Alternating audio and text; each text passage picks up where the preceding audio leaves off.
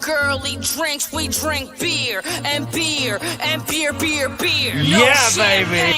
or girly drinks, we drink beer and beer and beer, beer, beer. Well, that's a better start than it was 2 nights ago when I had Chase on. Yeah, you struggled that night.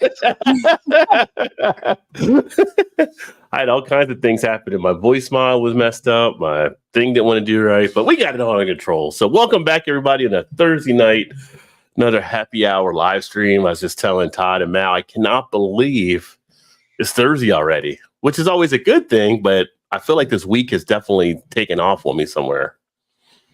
Yeah. I don't know if you guys thought it was a fast week or a slow week, but to me, it felt like really quick. This week actually has felt pretty fast. Yeah. This was my Compared- first week going back compared to to- work, so Yeah, compared to most of them, they always seem kind of draggy. Till about Wednesday. I don't know about Wednesday. Then it's Wednesday night when I get home. Then it's like, okay, we're good now. Now we're good. We're all set. It's all good. So how was the work returning to the brewery? How was that for you? well, Was it? right now I'm just kind of getting acclimated to the space again because it's been like 2.5 months and I'm still having trouble being around large amounts of people Yeah. and kind of filling in the staff on what's been going on with me because I'm not embarrassed about what's going on. I was just sick, like nasty sick. So yeah, it's taken a little time. I'm not quite ready to fully take over duties, but I'm going to start with just like the emails and scheduling and stuff like that. Start with some of the administrative stuff and kind of work my way back in. And my staff has been amazing. They're all super sweet about it. And yeah, so I adore my staff. They're taking care of me. So Well, that's good. yeah. Yeah. Yeah, I don't like being around large amounts of people sometimes either, though, Mal. I don't know. Can I maybe Well, normally I'm fine can I get a good drug for that? normally I'm fine with it. It's just, I mean, I used to run concerts and I used to MC things. Like I never really had a big problem with it, but unfortunately, this particular issue has made it really, really hard for me to be around a lot of people or to reach out and stuff. So it's been problematic to say the least. Yeah. Well, at least you're step by step, right? At least you're making a return back, so that's a good Well, thing. When you don't know every 20 minutes if you're going to have a panic attack, it makes things a little difficult, So What probably doesn't help any if you're thinking about it. yeah, exactly. And Yeah. that actually feeds into it. If you're anxious about the fact that you might have a panic attack, you're probably You're going to have a right. panic attack. So Yeah. I have to keep myself as distracted as humanly possible without overworking myself and setting myself off anyway. So Yeah. it's a fine line to walk and it's very difficult, but it's all thyroid related, which unfortunately also messes with my digestion and my metabolism. So I've been having fun on that end too. Yeah, it's not been pleasant to say the least. Yeah. Yeah. Well, hopefully you're on the back end of it now, which Yeah. Well, I spent is a good thing. a good 2 months in the armchair, not speaking to anyone. Yeah. It was easier. So I'm just starting to come out of my shell now, and it's been scary and difficult. And I'll keep doing my best. So Well, small victories. You can drink beer now again, so that's a good thing. I can drink beer now. I'm not really I mean, that's shooting kinda overboard, but yes. Yeah.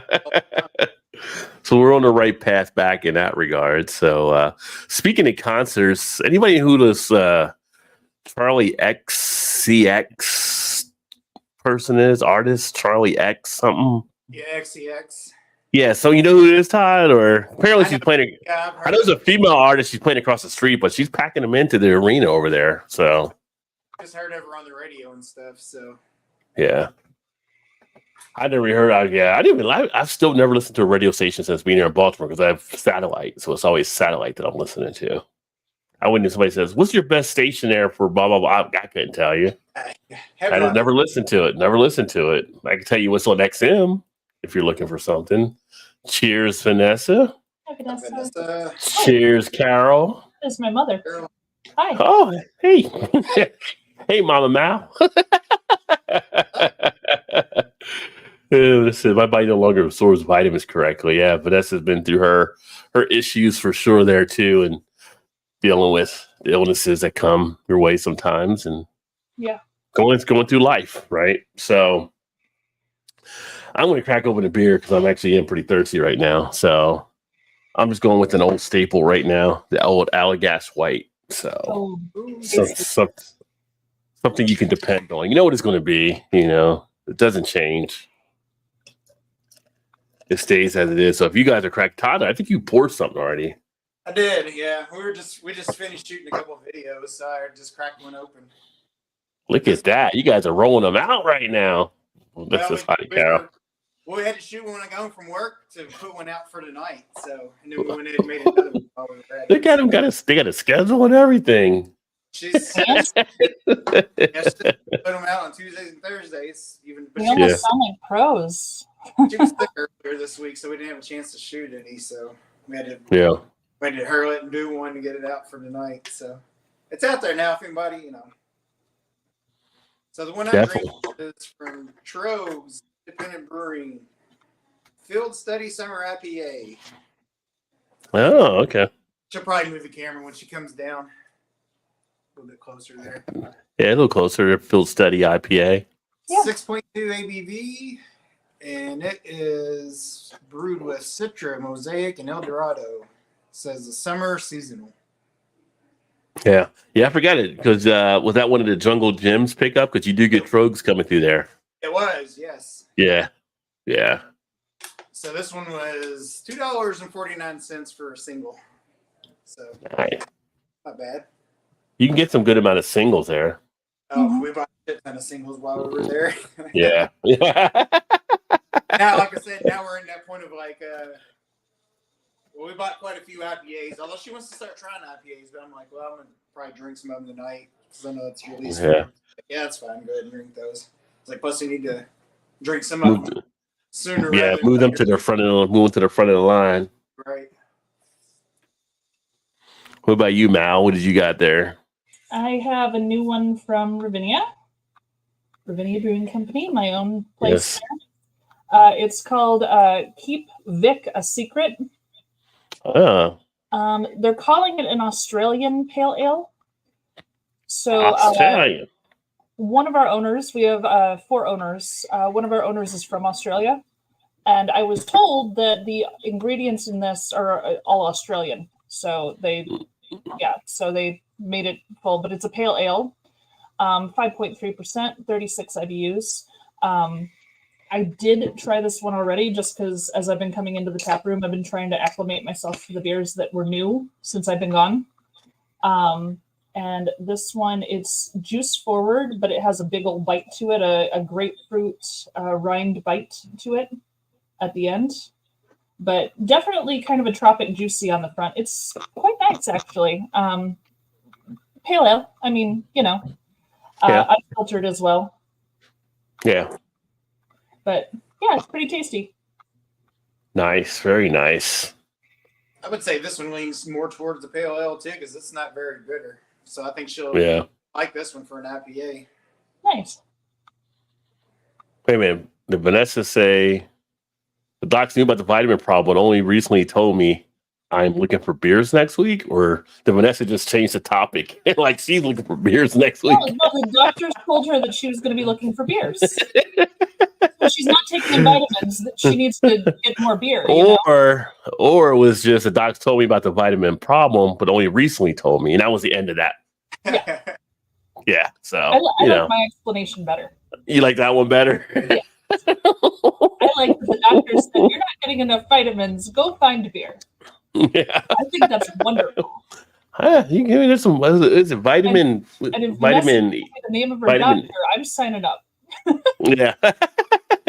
I was trying to think the vitamins in beer. Isn't it like a vitamin, one of the vitamin D's, or is it an E in there? There are some vitamins in beer. It's one of the B's. One of the B's. Okay. I thought it was one of the B's. Yeah. So another reason to drink beer for your healthiness. Well, she says fruit servings through the smoothie sours. Well, smoothie sours. I mean, that counts as a fruit drink, right? Yeah, like, you know. She says he gets his fruit servings through his smoothie sours. So I've been trying to convince people at work, trying to convince management, hey, if it's a coffee stout, technically it's still a coffee. Technically, I should be able to have one here 10 o'clock in the morning at work. I don't know why you're sweating me right now. Well, I can't function without coffee. This is it. Trying to watch for my dang med issues. The ZVA audio video appointment never happened today because the VA doc never signed in. They tried to accuse me of a no-show. So they didn't sign in. They tried to say you didn't sign in. mm-hmm. Yeah. How come doctors, if you cancel an appointment for some doctors within 24 hours, you can still be charged a fee? Oh, yeah. But if they cancel it, how come they don't give you like something back? They should. They should. Like you set yourself aside, and I've seen where doctors have canceled appointments. Like the clients, the patients never get anything back. I feel like if your appointment's at 9 o'clock, you know you're not going to get seen until 9:30, quarter till. So it's like there's 45 more minutes of my time that you just wasted that I've lost at work also, and they don't recoup that either for you. So it's like there should be a fee for not being on time because they put too many people in their schedule and it exactly ends up going over. Yeah, which I get, but it's like at that point I get frustrated because I'm like, now you think your time is more important than my time is. Yeah. Well, the worst thing is, like with doctors, I mean, someone can go in for an average checkup and then they notice something wrong, and all of a sudden that takes an extra 20 minutes to a half hour because, you know, something's wrong and they have to talk to that person about it and deal with it. It's like you can't judge how a doctor's appointment's actually going to go. So sometimes I can see where they get pushed back, you know? No, I mean, I get that's understandable, but I feel like they schedule them too close together to begin with. Yeah. Allow them that. I think it happens more too many times than it should. Yeah. Right. Yeah. Like, I understand that if that's the case, like they don't even come to tell you that. So how would you know? You know, now you're just mad because you think they're late. Yeah. You ever go through stuff when you're sitting in a room waiting for a doctor to come in? Like they come in and the nurse will check you in and so ask you the question and say, "Oh, the doctor will be right in to see you." And then you're in there for like 10 minutes. Like you ever like get up and walk around, like look in cabinets or anything? You just sit there on a chair, like the whole thing. Dude, that's what I got a phone for, man. I'm on the phone. Well, you need a phone, but it's like, you know, you're just sitting in a room. Well, you know, you might get bored, but like, I wonder what they keep in this drawer. I wonder what they keep over here. I wonder what this is, you know? I mean, like if they came in, would they be pissed off at you? Like, well, look, you left me in here for 10 minutes. You're right. Exactly. You're the one that wasn't here. I'm going to entertain myself. I'm not going to say I haven't done that before, but yeah. I'm usually reading a book while I'm waiting, so. Yeah, I'm just wondering. I've never actually done that, but I usually have a phone like that now. But back in the day, when you might just be in there and they would like have magazines or something on the table, and it's just like just sitting there twiddling your thumbs, essentially, right? So, but yeah, I don't feel like they could really be mad if you did that because that's their fault. That's on them. Should have been here. You should have been here. Well, tell me you're not touching all the sanitized stuff, right? You're not like unwrapping packages and sticking your hand in where little tongue depressors are and stuff. You're not doing that, are you? Yeah, try them out and then just stick them back in the now that you put that out there, these viewers might be like, you know what? Maybe I'll do that next time. Don't you dare. That's awful. It wouldn't be on the doctors, right? Like, you know, it'd still be their fault. Why is this tongue depressor already open? Never mind. I'm good. You don't have to check. Just go in there and start unwrapping all of the sanitized things. And just right. On the counter when they walk in. I like opening things. I have a channel where I do openings. Yeah, I'm doing an unboxing video of everything right now for YouTube. Just unboxing everything. Yep. Yes. You're unboxing the doctor's office. Actually, I bet the next time. I bet if he did it though, the next time the doctor would be on time. I think you'd be finding yourself a new doctor. Yeah, or somebody will be sitting there with you the whole time till the doctor showed up. Like, my appointment was at 9. It's now 9:15. Let's see what they have in the office. Yeah. A new segment. It's like when you were a kid and you would make stuff out of the popsicle sticks. You got all the tongue dispensers and you're making something out of it in the doctor's office. How'd you even get Elmer's glue in here? Don't worry about that. I need some more tongue dispensers though. You have any more on hand? Look at I need a little cabin. Yeah.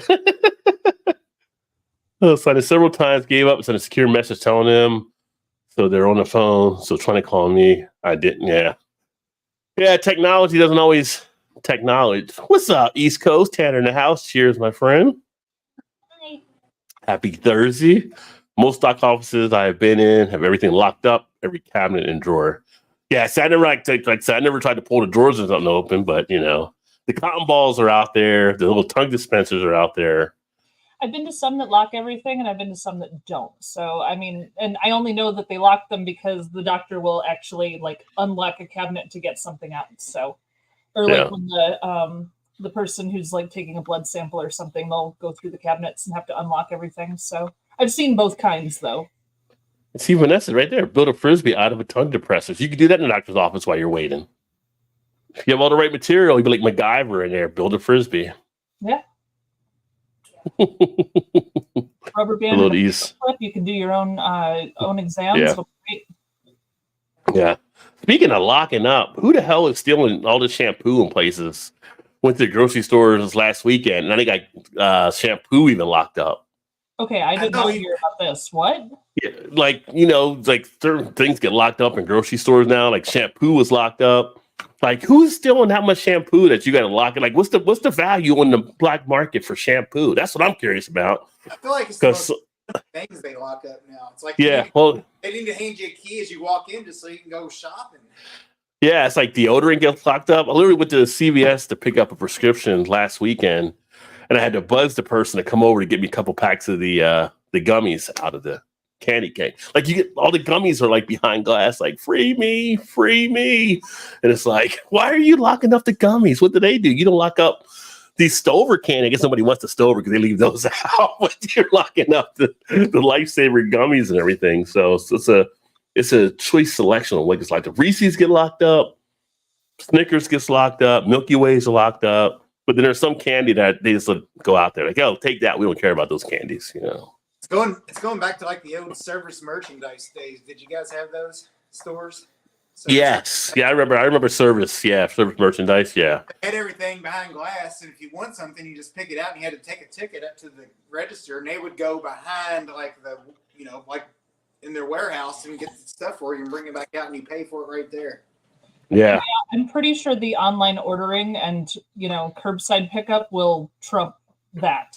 Oh no, I mean I'm sure it will, but yeah, with the stuff getting locked up now, just for those little things, it almost kind of reminds me of the way it used to be at service. Yeah.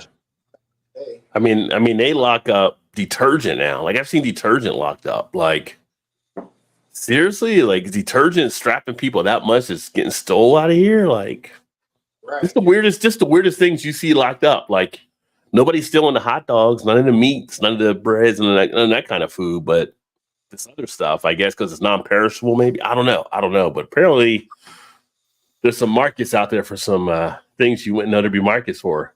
The razors, I can see the razors getting locked up in some spots because razors are damn expensive nowadays. That's kind of crazy. Yeah. We need a razor czar in the White House.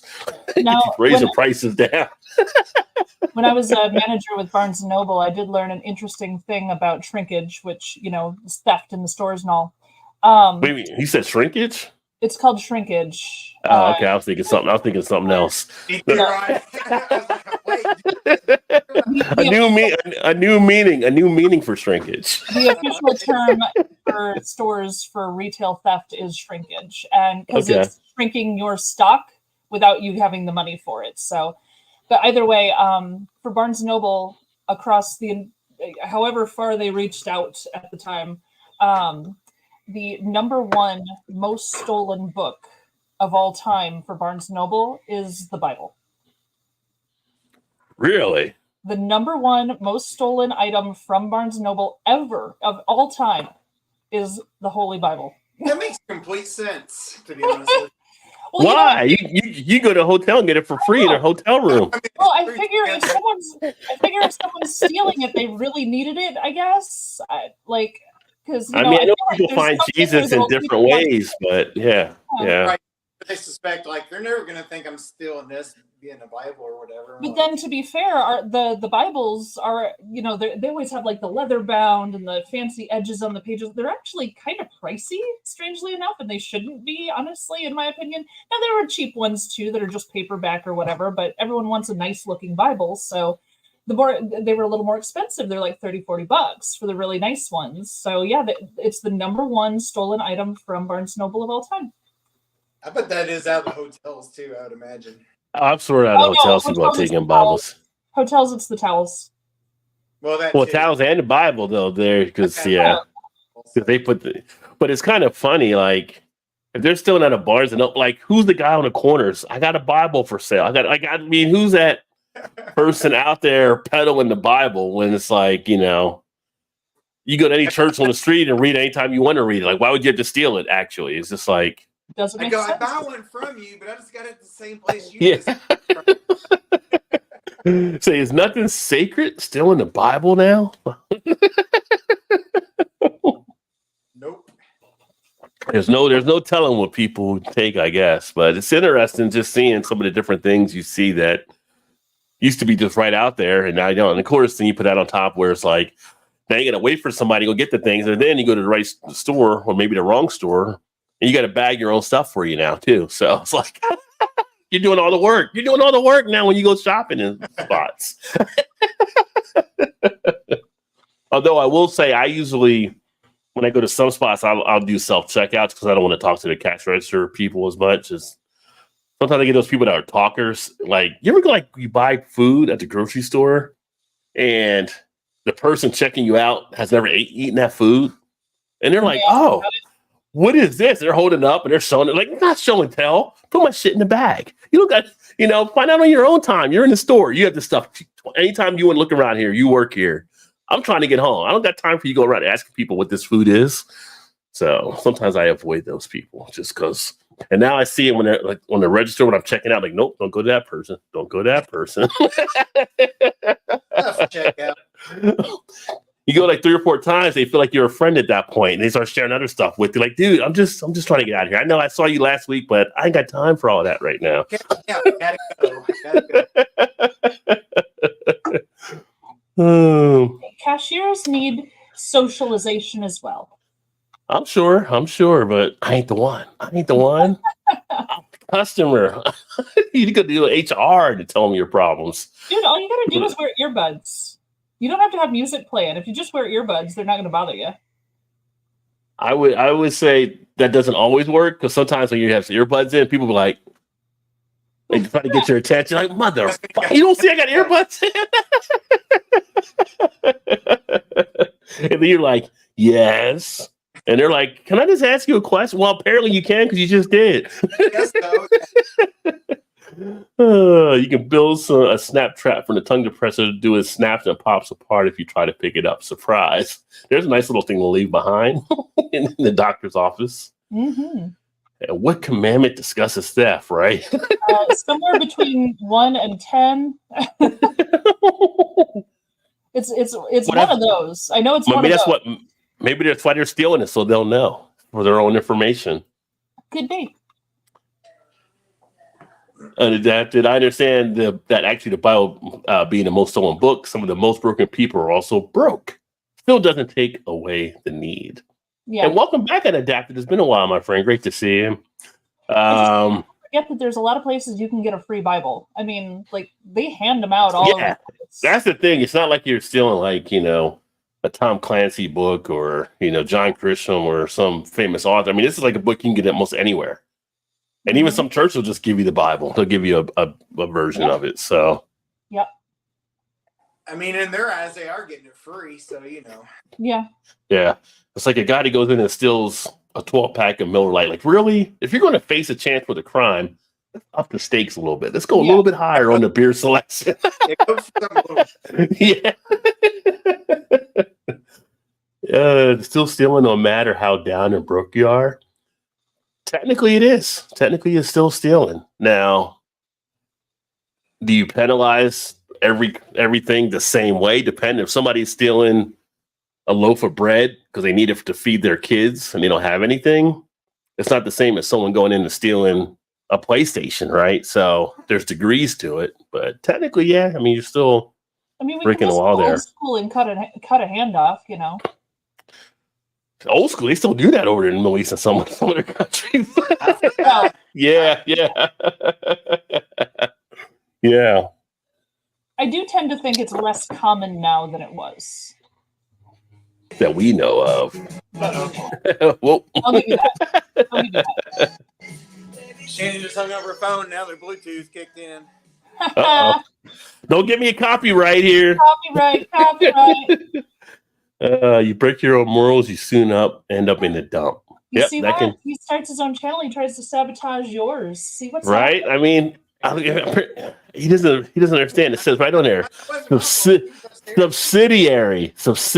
You're not supposed to take down the parent company. You're a subsidiary. If something's gonna go wrong, it's gonna be my fault. No, they start a channel and they start sabotaging all their friends. That's what it is.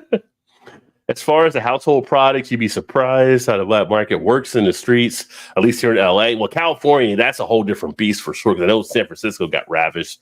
Yeah. Skid Row people just get taxed for the GA relief checks and for tenant space rent. Yeah, California is kind of like it's almost own little world out there, but they're the fifth largest economy in the world, too, which is weird. Like, to see them struggling and being the fifth largest economy in the world, you would think they would have some type of support structure in place, but how much support do you give out for support in that regard too? Which is kind of interesting too, because we got the hurricane that we're dealing with, and obviously shout out to all the people down there in Florida and Georgia and Carolinas. Hopefully you guys are all safe. Yes. But it's kind of interesting when I see their officials come on, like saying we're working with FEMA to do this and we're doing this to, make sure we get help and assistance, all that kind of stuff, which is great. I'm all for that. But then when it's not like hurricane season, they're all against assistance in those states, which is kind of funny to actually sit back and watch in a way. So, what if you steal a Bible and pray for forgiveness? Do you get off with that one? Yeah. Of course. Well, I mean, I don't know.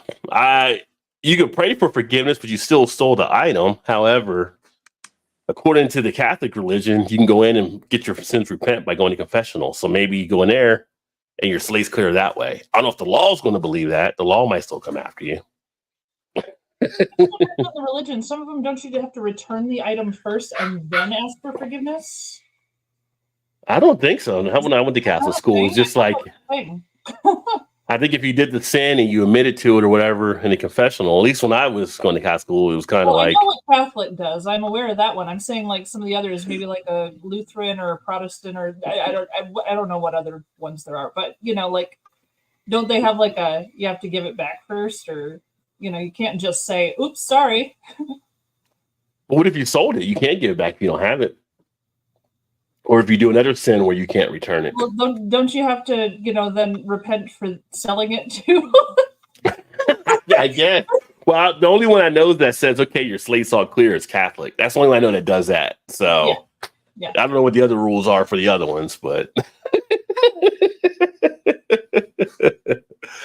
Old-timey Irish religion had a person who was a sin eater. Have you heard of that? A sin eater? No. Yeah. It's a person who would travel from community to community when people died, and the family would lay out food around the body, and that person would eat all that food from around the body, and effectively eating all of that person's sins, therefore they're getting into heaven. That was a thing.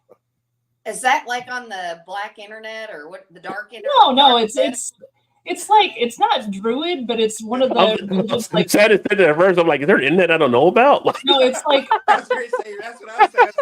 What's that one? I want to get on that one. The dark web. No, it's like an old Irish Scottish tradition or something. I heard about it somewhere. I can't remember where I heard about it, but yeah, there was a sin eater. It was a guy who was willing to go to hell for you. And he would eat all your sins, and your soul would be saved no matter what. You were going to heaven, no matter how bad you were. I think that guy didn't believe in hell. You sure this is like a Chappelle? You sure this isn't a Chappelle skit when it's got the guy that's like, "Hey, you got any more of that?" No, that's interesting. I wonder what religion and stuff that was with the sinning. I would never Well, I would never do that anyway. But you sit around eating food around a dead body, like you got to go around a dead body, like. Well, yeah, the food would be laid out on and around the body, and you would have to stay there all night, crying. You'd have to be like sobbing and grieving or whatever while you eat all this food, and then you leave the next day, and the soul is free to go to heaven. So, Well, but I used to read and listen to a ton of stuff about like myths and legends and stuff. So yeah, it was just something I heard somewhere, and I always found it really interesting that some guy would eat food off a dead body so they could go to heaven. I was like, I think he was just there for a free meal. I'd be like, I already did. Because he wouldn't get paid for it. He would just eat all the food, you know? Like, I'm like, he's going to have to be. I'm not judging. I'm like, he's going to have to be hot down there because I ain't eating that food. Give him the food. I'm gonna have a barbecue. Gotta reap what he sowed. I'm not eating none of that. We have our elected officials to thank for that. So many council members got convicted of property crimes and fraud. Raymond Chain, Hoosier, Ridley, Thomas, and Price in England. Yeah. Well, shit. What about the New York mayor, New York City mayor, got 5 federal indictments against him for taking money on the lam now. It's like, well, politicians. Unadapted. I don't know. Unadapted's been on both. You know, he's been here before. He's been a while since he's been back though. So, yeah. Adapted. But yeah, I can't. You know, money and politics. They've been together for how long now? So, unfortunately, you're still going to get some of that shadiness. That's like one of those things. Like when Eddie Murphy did that movie about the what was in the movie? He was the congressman. What's the movie he did when he went to Congress? And it's like, if you actually watch that movie and watch, it's like, it basically just talks about all the basically corruption that takes place. Distinguished Gentleman.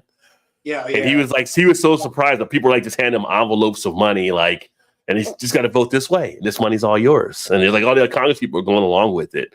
And even though he's making fun of it, it's just like there's so many politicians that get caught up in that. Yeah.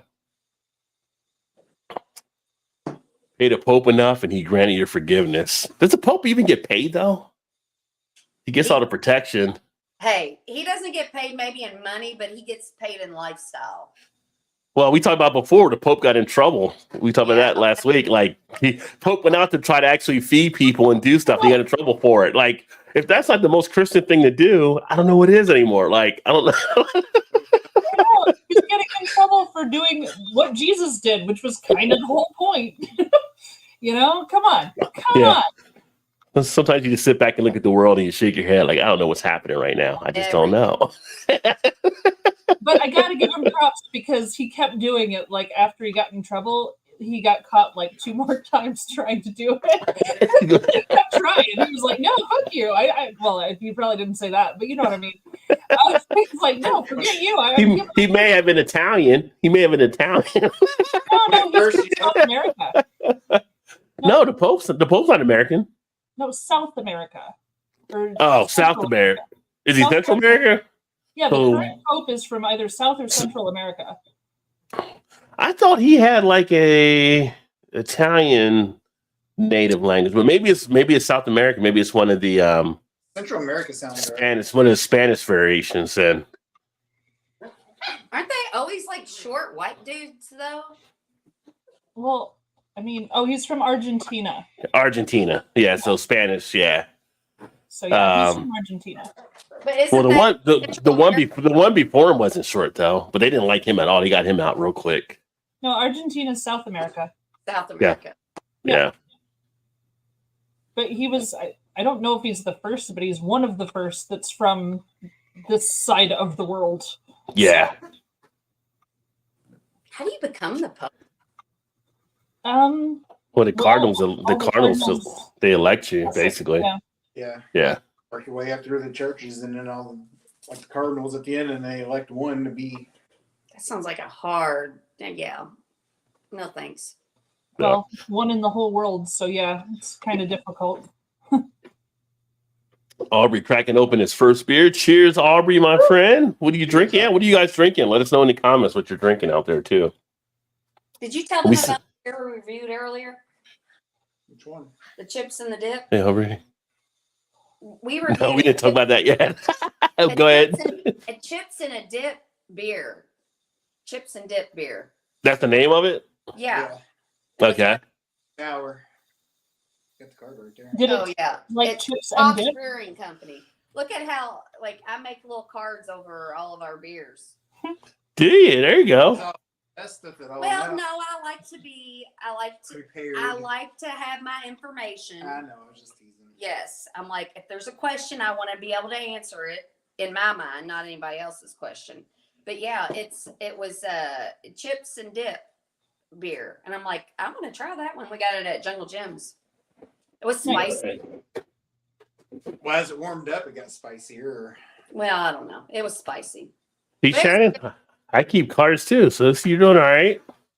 Yes. What do you put on your cards? Details around the beer sometimes, just so I have it in front of me, just in case I want to relate back to it. Because I don't want to do it and be like looking down at the screen and not looking at the people. So I usually have something like right here where I can actually look at it, and I'll look like I'm still looking at the screen and not really looking down at the card or whatever. Yes. Right. That's what I told God. I'm like, we need to know this, and we can talk about it while we're opening and pouring the beer, so we can shorten the length of our video instead of being like, hey, blah blah blah, and then pour it, and Yeah, we still got to work on the length of them. Yeah. Yeah. Get it 6 minutes and under. Cheers, Simo. Simo up late for us tonight. He actually said fairly sure sin eating was a Celtic thing from way back in the day. Oh, I knew it Okay. was either Irish or Scottish. I just couldn't recall. And which, I mean, obviously there's separate sects of the Celts in those two countries. So, and British. I mean, The mayor had trouble at the police chief. Yeah, they all got trouble. Like, when the FBI comes out, like, and they're going to search your shit and you're like a political figure, they got stuff on you. So it's just like, you're already screwed at that point. Yeah, So right. it's just only a matter of time. It's like if the FBI shows up at any point in time, you're done. Yeah. They're not coming unless they already know. But if you're a politician, they know you have the means to defend yourself. Well, yeah. So Yeah. they have like some legit shit. I just mean in general, though. It's like, Yeah. no, those weren't my drugs. And the next thing you know, the FBI goes like, Hey. son of a bitch, I guess they were. Those Okay. were 5,000 bottles of baby oil. Yeah, that's not my baby oil. I don't know where those come from. Oh, I knew we'd get back to P. Diddy at some point here. Yeah, that's the whole biggest thing about Pete. Like, what do you do with a thousand bottles of baby oil? Right. I mean, you have more than a lot of department stores have in stock at your house. Like, Did you see his attorney got up and talked? I don't know if it was a press conference or if they just caught him and he spoke about that. And I remember last week my explanation I would give about the 1,000 bottles of baby oil, and they were like, I was at TikTok and it was like his explanation was kind of odd, but he said that he got up there and they asked him about the 1,000 bottles of baby oil, and he was like, well, a lot of people buy in bulk these days. They go to Costco and Sam's, and that was his attorney's explanation for the 1,000 bottles of baby oil. Yeah, that's a lot of. Regardless, that's a slippery question you're asking there. That's a lot. It's a lot of bulk to be buying in. So I mean, a thousand bottles. Yeah, but it's kind of interesting now. All these celebrities are coming out with their little stories and stuff and like that. And one thing, the baby oil was for all his temporary tattoos that he's removing all the time. He puts on a temporary tattoo and then he doesn't like it and he takes it off, and then that's what it's for. He has an obsession with temporary tattoos. Yeah, we're not going to go with that one. But the celebrities were coming out like, I think it was D.L. Hughley came to a point. He's like, you know what? If you actually were there and you were letting this all go on, you're not a witness. You're an accomplice. Yeah. Because you could have said anything at any time and you just let whatever was happening there happen. So, yeah. But I'm also finding it funny all the artists are coming out like saying they were never at a P. Diddy party. So that's been interesting too. I have a take, but I have a take, like with the whole, like the P. Diddy thing now, and then the Jeffrey Epstein thing. It's like those people, yes, they had those lifestyles, but just because you were at a party. They're not going to have a huge party. I mean, that's something you don't just show everybody. Like at those parties. He had a lot of I'm people. sure they had LeBron James talked about how fun the P. Diddy party was. He did that video like years ago, and that's coming out now. And now people are like, well, what were you doing over there, LeBron? And now LeBron's like, yeah. I need some baby lotion. Yeah. He sold out, so I knew where to go get some. I mean, LeBron was slip sliding away over there too, apparently. So there's a lot of stuff happening. Once you start sliding, right? So it'll be interesting because you know what happens once it gets to court and the stories start coming out. That'll be like real like entertainment for a lot of people to sit there and watch. Kind of like when we had the Johnny Depp trial, right? That'll be the next big trial. Will be P. Diddy in court, and people will be watching it. See, I learned my lesson with the Jeffrey Epstein thing. I watched like a Netflix documentary on it, and it was so disturbing. I've like with the P. Diddy thing, I have not watched anything that's like in depth of what they're actually accusing him of. I saw the video with him beating that girl that was trying to get on the elevator, which was months ago. But now I'm like, the Epstein thing disturbed me so much that I don't think I even want to know the P. Diddy thing. Like, all I know is he's been accused of trafficking and SA, and I'm like. Well, one thing that Janice noticed is his lawyer is actually the lawyer that defended that cult up in New York too. So that ended up the cult that ended up going to the jail that were doing like trafficking. The one the chick was from. What show was she a part of? Lois, Superman show. She was like the reporting chick on there, the blonde. I know what you're talking about. Smallville? Yes. Smallville. Yeah, she was actually in Smallville as part of that cult. Well, the lawyer represented P. Diddy represented that cult. I'm like, well, his track record isn't that good as a lawyer, apparently, because he didn't help any of those people get out of anything. So we'll see what happens here. And money. Yeah. That's the thing. How can you be an attorney and like defend these people that do these horrible things? I think it's because they believe in justice. Like, well, everybody has the right to a fair trial. The law and the way the rules are, instead of looking at the person and being like, this person is horrible. We got to check all these boxes off to that the law tells us we have to, instead of worrying about if this is a horrible person we're going to keep in society. Yeah, just because someone's a horrible person doesn't mean they're necessarily guilty. That's why the whole trial process has to happen, and you have to have a defender that actually defends. Yeah. Yeah, that was interesting. I don't know if you ever watched the new Perry Mason show they did on HBO, which is really good. But the second season, they kind of get into a topic like that, and where it's kind of like they're pretty sure the guy did it, and he wants to get off the case, but he can't get off the case, so he has to still come up with ways to defend the person. It's pretty interesting. It would be awesome to go to law school and be like, I want to do this, and then you get in there, and it's like, oh my God, I cannot live with what my profession is. I can't do this. Yeah. Well, there's different parts of being a law thing. You can talk to Janice about that, but unadapted. What's up, ladies and gents? I quit drinking this year. Might explain my absence, but I'm still a supporter. Appreciate you. Cheers with kombucha, LOL. Appreciate you. And in fact, unadapted, down below in the description, if you're doing a non-alcoholic thing, I got various non-alcoholic links down there where you can get non-alcoholic stuff too. So check those out. Let's say hello to Unadapted. Hello to Simo. Like the idea of a scapegoat. A goat would be walked through the village, and the villagers would hurl their own insults, accusations, and sins against it, and sacrifice it at the end. That's where the scapegoat comes from. There you go. Yeah. Wow. Makes sense. Blame it on the goat. Blame it on that. Yeah. But then you take the sin goat, you make a big old stew for everybody to share. What do people eat? Do people eat the goat afterwards, or just sacrifice it and just? Probably just sacrifice it, which is sad because it's wasteful. Yeah. But you know. Humans are horrible. Hey Vanessa, hey Chad, just checking in while outside the airport. Sadly, not going anywhere, just picking up a friend. Oh, there you go. I thought maybe you try to get some of the Oktoberfest action in. Aw. Just discount beer tonight. $1 Budweisers and $1 Bud Ices. I'm adding lemon lime sauce to give them flavor. There you go. Them Bud Ices will hit you. Kevin House, Kevin Miller, Dots. Oh, it's still a school night. But It's funny. you never know. I actually know a Kevin Miller, and I don't know if that's the same one because there's probably a lot of Kevin Millers out there. So I have no Yeah. idea if that's the person I know.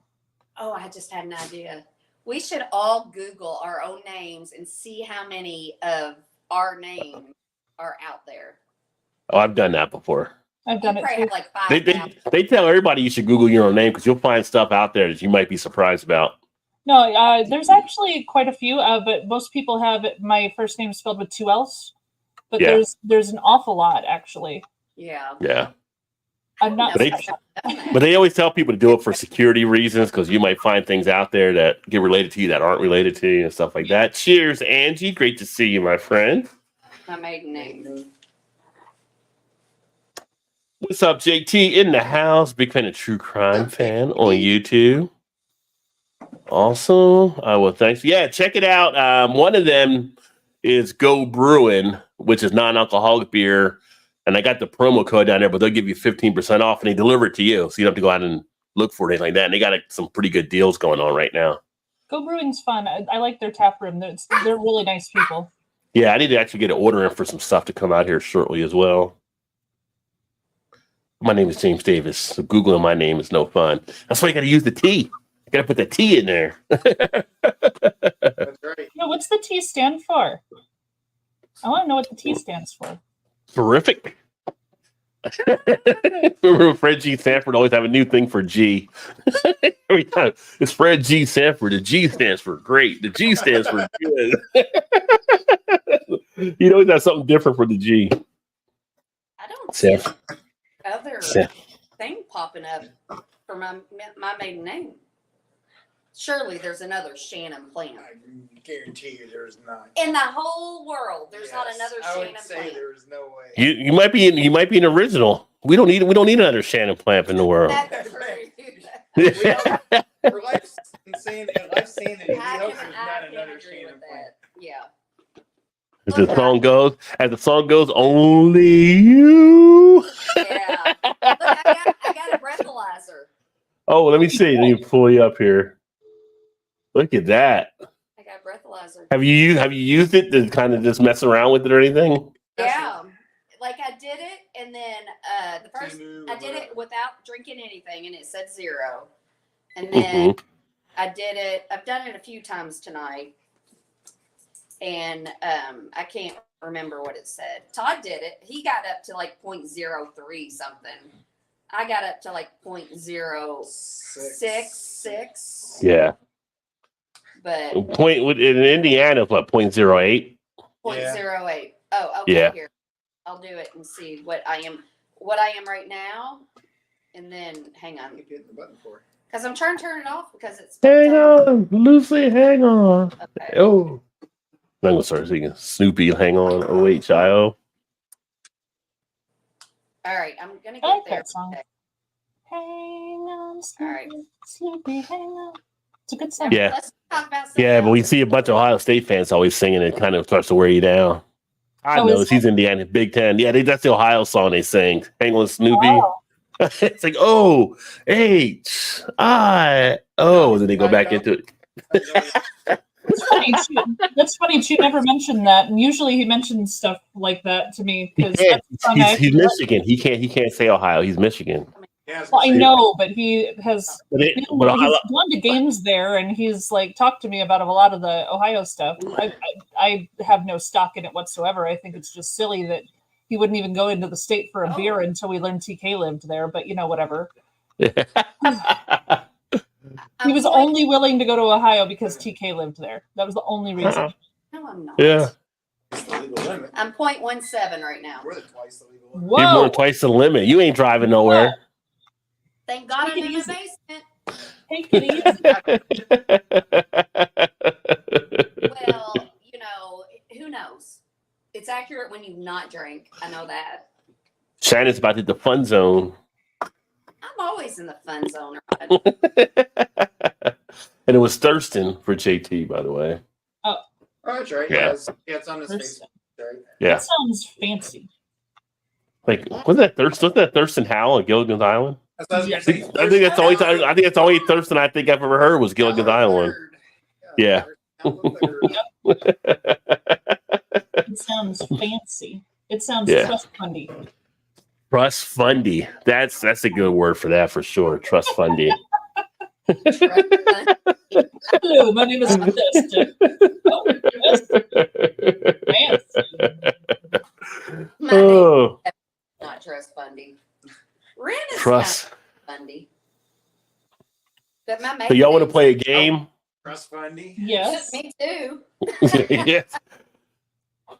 So they came out with the most popular beers by state.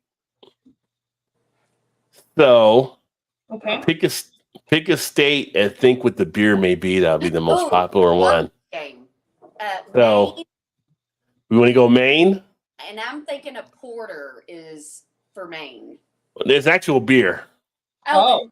Oh, like I don't know what breweries are in what states. Well, they may not be in that state. It's just the most popular beer there. Well, I don't know that either. Oh, not You- the beer style, but the actual beer. The actual beer. Oh shit, that'd be hard. Okay, well then we'll go with Ohio. So You give didn't want us- to do Maine? You didn't want to do Maine? You want to go to Ohio? Who's that Maine Okay. gets? Here you go, Rod. You give us 3 names. 2 of them are false, and one's the real one, and we gotta choose Yeah. which one. Multiple Okay. Oh, putting you on the spot. So where are we going to go to? We want to go with Maine? Are we going with Maine or are we going to Ohio? We're going with Maine? Yeah. Budweiser, Yingling, Samuel Adams. Samuel Adams. I'm gonna say Budweiser. That's what I was gonna say too.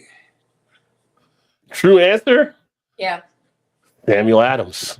Woo! I just had a feeling. Aubrey has said Wisconsin. I gotta go get So- it. Wisconsin will be Coors. Hold on now, Wisconsin. Since you threw that out there, we'll say Coors Light. We'll say Miller Lite. And for the fun of it, we'll say Fat Tire. Miller Lite.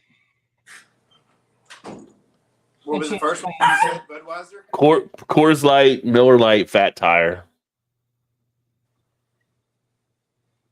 I'm gonna go Coors Light. What were the other two? You're going- I'm sorry. Light and Fat Tire For Wisconsin. for Wisconsin. Miller You know, Lite. the cheese state. Correct answer? Miller Lite. Fat Tire. Really? Yeah. Hazel, Blaze. Yeah. Are these? Remember, Wisconsin's a craft beer, state, so I mean, are these number one craft beers per state, or is it, no, does it most include Okay. most popular beer. most popular? Most beer? popular. Yeah. From the band Sonic Youth. I remember the band Sonic Youth. Another Thurston. And he's a junior. My dad was, after Father Thurston Davis, a Catholic priest who was a friend of his dad, Carol Davis. There you go. Oh. So you go for another state? Yes. What's Florida? Florida, or Florida, as it's called nowadays. No. I don't know. That's where the guy's from. He That's what changed we it. call it anyway, Flow Rider. So for Florida, we've got Blue Moon, we've got Budweiser, and we've got Corona.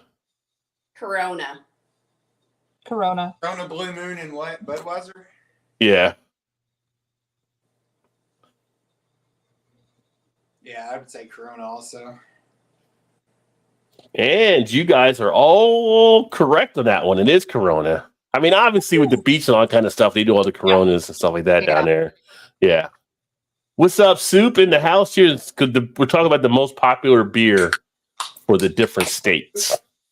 Old Milwaukee didn't make the list. Not as the most popular beer. There's probably still the And Old they Milwaukee said being Leah drank. Nelson. It Oh, might be in one state. I think Oh, that I Iowa got is one. Busch Light. Well, we'll get to California in a second here. When it kicks on, it turns out to be 805. What I'm going to say Colorado if nobody says that one. let's see. Let's do California here. So California, we're going to look at Fat Tire, Modelo, and Budweiser. Modelo. Yeah, it is Modelo. It is Modelo for California for the most popular beer. So now craft beer unadapted, it might have been so now, although actually Lagunitas is now considered a macro, but yeah, but it's not 805. Not 805. Let's see. Iowa is Busch Light. It's got to be. You want to go Iowa? I think Iowa's Busch Light. And then Iowa. Since Mal put it out there, we'll say Busch Light, we'll say Bud Light, and we'll say Miller Light. Well, we're gonna go with Busch Light because we got Mal's back. Todd? I say Miller Lite. Sorry, Mal. All right. Correct answer, Bud Light. Oh. Right. Bullshit. My sister would have been upset if I had said any other beer. That's no. Bud Light for Ohio. I mean, Iowa. Okay. Colorado, obviously, you're going to say Fat Tire. And we're also going to say Coors Light. And then we also have Corona. I'm gonna go Fat Tire. Coors Light. Todd, you, sir, are correct. Coors Light is the answer for Colorado. Dupa says South Carolina or South Kakalaka, as the kids call it nowadays. Let's see here. So South Carolina, Budweiser, Miller, or Corona. Miller. I'm gonna go Budweiser, Miller, or Corona. Yeah. I'm going to go Budweiser. Mal? I said Budweiser. Okay. Correct answer, Corona. Oh. Corona, most popular beer there. Soup said Miller. He said Miller too, and he's in the state. He said Miller, but yeah, Corona. I chose Miller because I feel like, but I feel like it's more a red state, and you know the whole not conspiracy, controversy with Bud Light. So, Yeah. But so maybe it's probably Miller. Aubrey said Arkansas Natural Light because it's the cheapest, and we all broke down here. Well, let's take a look at Arkansas. So Arkansas, that's not one of the ones they had in there, but I'll say Arkansas. You've got Miller Lite, you've got Bud Light, and you also got Corona. Jesus, it's all the same three beers. I mean, basically, yeah. Bud Light. I'm going with Corona. I'm going to say Bud Light also. The folks of Arkansas like Corona. That's their number one, most popular. That's a popular beer. Well, I mean, it is, and it is the number one selling. So It is cheap, so yeah. But Corona in Arkansas. Corona's cheap. and Corona the number one selling beer also. Yes. Are they number one now? No, Modelo's number one. Oh, Modelo is. Bud Light fell to number 3. Corona is Corona number 2 now. Corona might be number 2. I was thinking Corona was one, but I so, I mean, it's not. Yeah. Expensive. Is it like comparable to Bud Light, Miller Lite, Corona? It's probably a little more expensive than that. That's what I was thinking. Let's see here. What about Illinois? Illinois, we have. Well, we know that Yuengling because they still can't get Yuengling. They still can't get Yuengling in Illinois, so I can't throw that one out there. I think it's Illinois, we'll say Heineken, Bud, or Corona? Bud. Corona. But I'm gonna go Bud. It is actually Corona. Corona's got a few states for it there. So, Okay. yeah. Maybe it would buy a landslide if they were running for president. With Corona, I mean, I see a lot of young people that like Corona and stuff too. So, yeah. Me too. I do think the younger people like the Corona. Let's see here. I know I'm old. It sounds like Sound like your dad. the like weed the- or like the the ro- marijuana, doing the marijuana. Like the Rona, or, like the Rona. whatever. What about Washington State?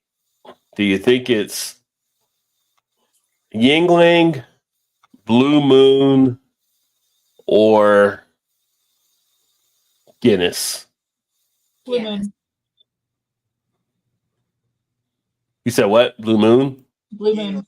I say You said- Guinness. Correct answer, believe it or not, even though it's across the country, is Yingling.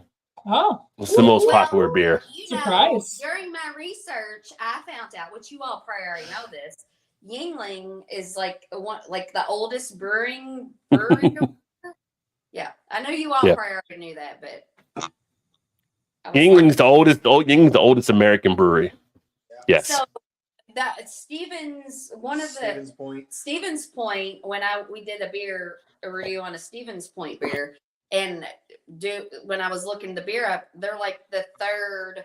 They say the third continuously in production brewery in the U.S.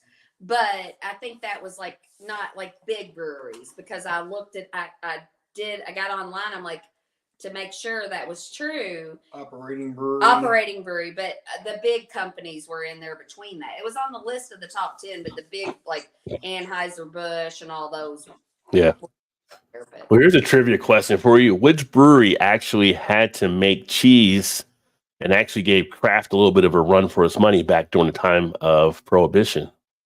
Budweiser. Wisconsin. Oh, it was the. I heard this before too. Pabst Blue Ribbon.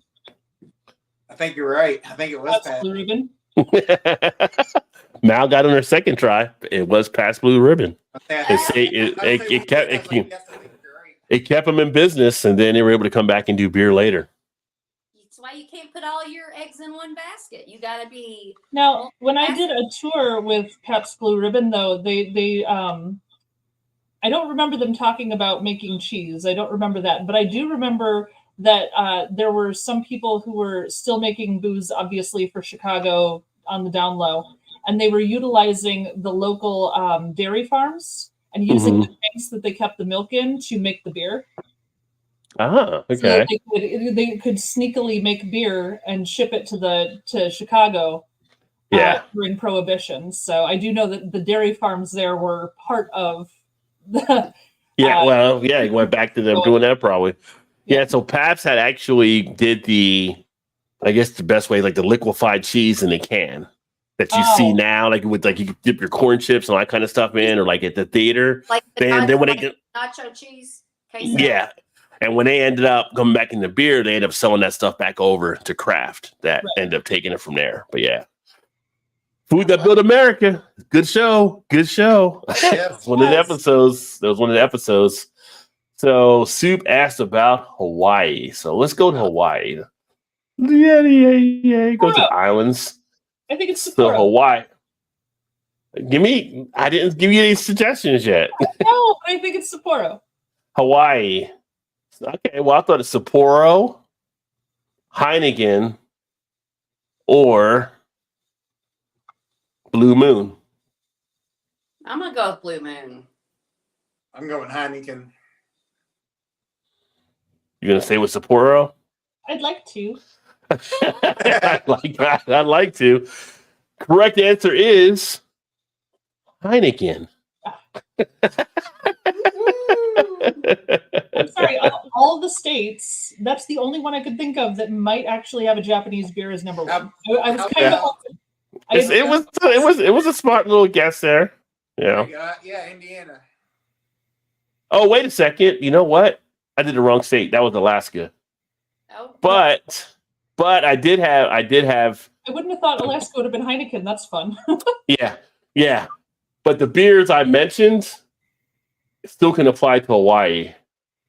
Do you want to keep your same answers? yes, Blue Moon. Yeah, I'm saying Heineken also. I still want it to be Sapporo. Hawaii, Stella Artois. Oh. Well, that wasn't an option. It wasn't. I said Stella. No, you Same didn't. answers though. Did I say Stella when I thought it was the first time?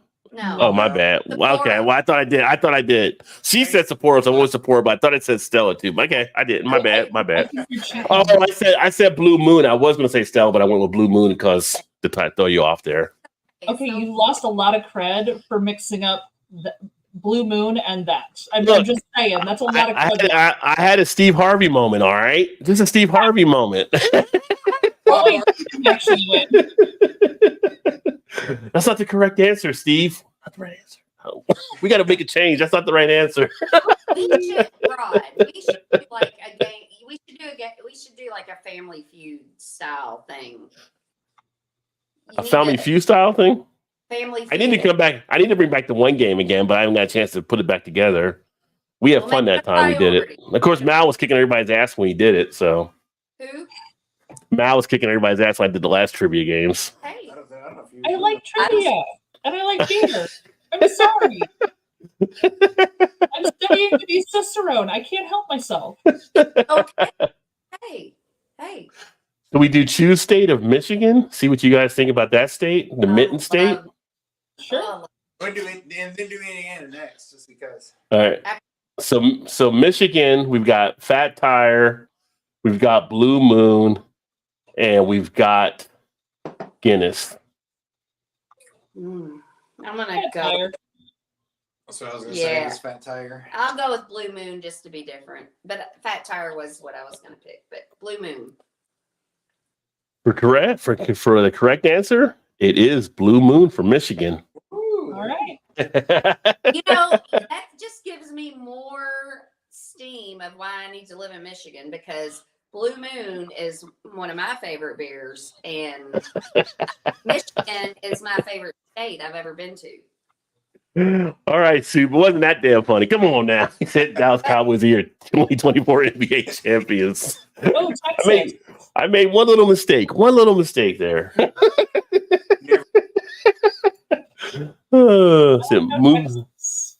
Movie theater nachos and popcorn. Gotta have MSG in them or something. So good. Yeah, they might sprinkle a little crack in them, just because people can go crazy over that popcorn. Well, explain the price. That's when you get in the line, you're like, Yeah.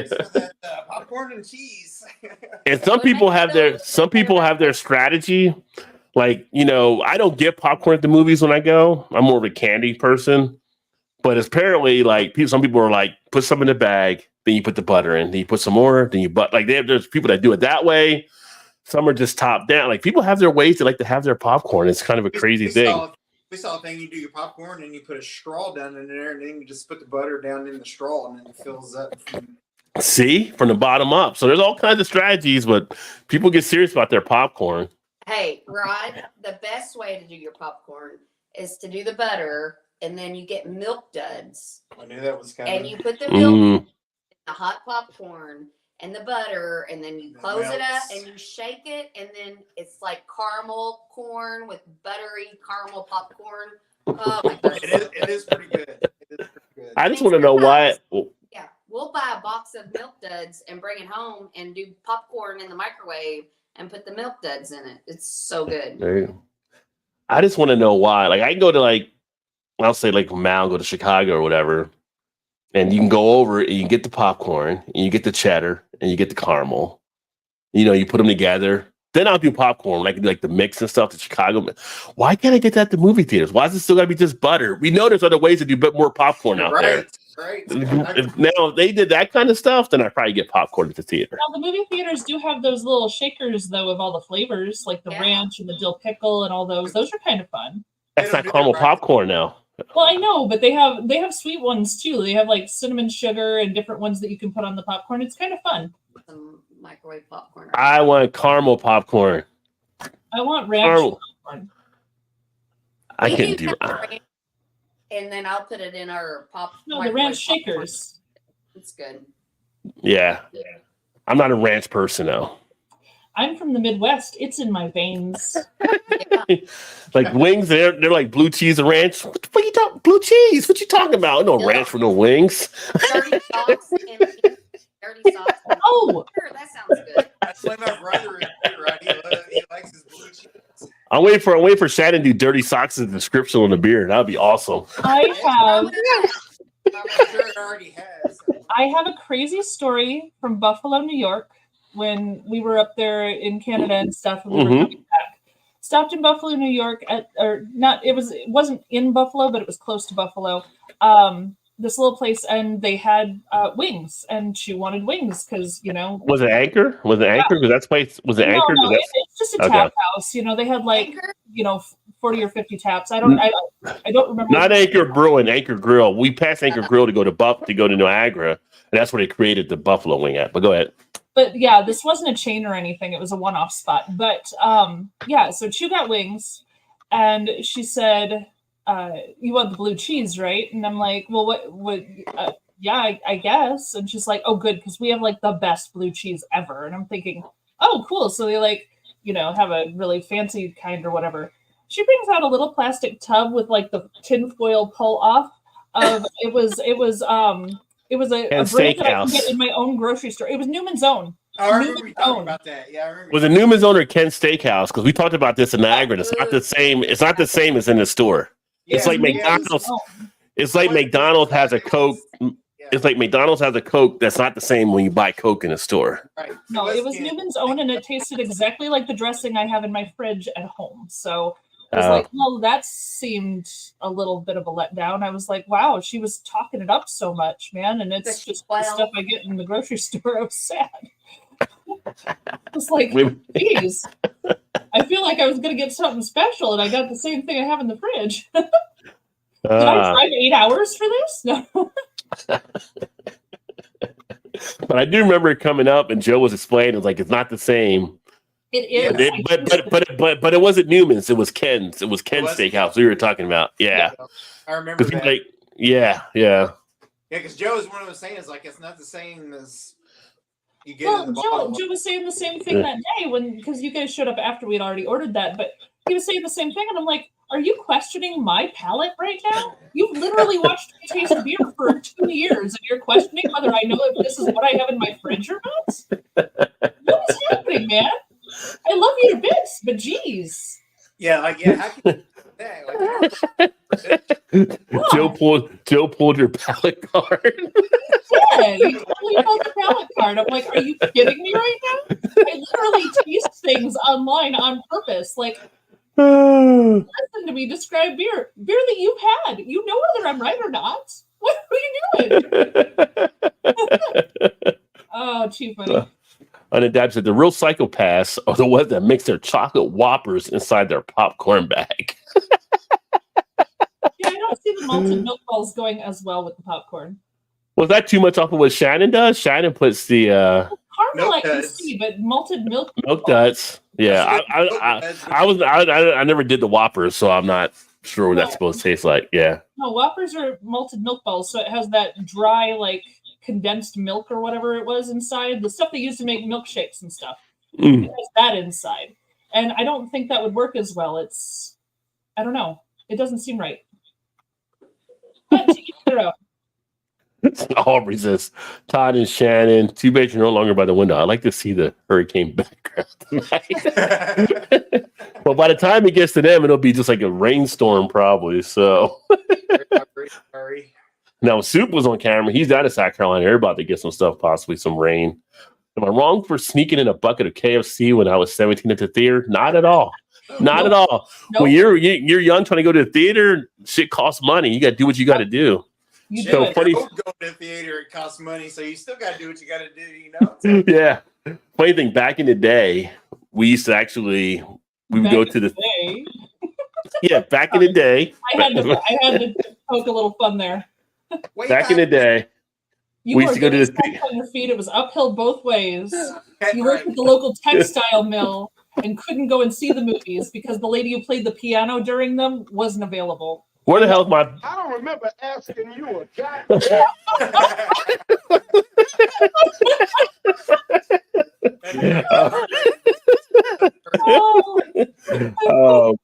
We used to go to the theater, like in high school and stuff, but we would go to Ponderosa before the theater, back when they had the bar. Oh, Ponderosa. And you would have like get the wings and all kind of stuff off the bar, and you would wrap it in napkins and put in your girlfriend's pocketbook. So you went to the theater, purse, whatever it was, and you always have to make sure you bring your big one when we go to Ponderosa because we're gonna have to load it up. But yeah, that's what you did. So yeah, but still, I mean, a bucket of KFC's a lot in a bucket. I don't know if this was like the 8-piece family, the 12. I mean, depends how much chicken you brought in there. So it's harder to sneak food in the purses now, though, because a lot of the theaters actually will like open and look in your purse for like weapons and stuff now. Do they really? I've had that happen a couple times. I've seen people go in backpacks and stuff before too. So. But I've been to a couple theaters that actually will shine a flashlight in your purse looking for like guns, knives, and stuff. I'm like, geez, maybe I'm at the wrong theater. I mean, you are in the suburbs of Chicago, so I mean, they didn't have a metal detector or anything, but they still like checked everyone's bags. I was like, you kind of got that street look to you, Mal. I'm just saying. I do. I look like such a villain. I'm obviously planning world domination one hop at a time. You said it was a 12-piece. I was hungry. Nice.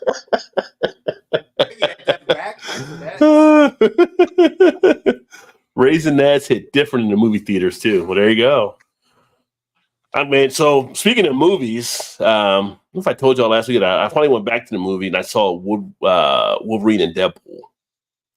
Excellent movie. If you haven't seen that movie, I mean, no spoilers, obviously, no spoilers. But if you like the Marvel stuff, one of the best Marvel movies in a long time. And it was you had if you read comics, you had the Wolverine you wanted from the comics actually finally on screen.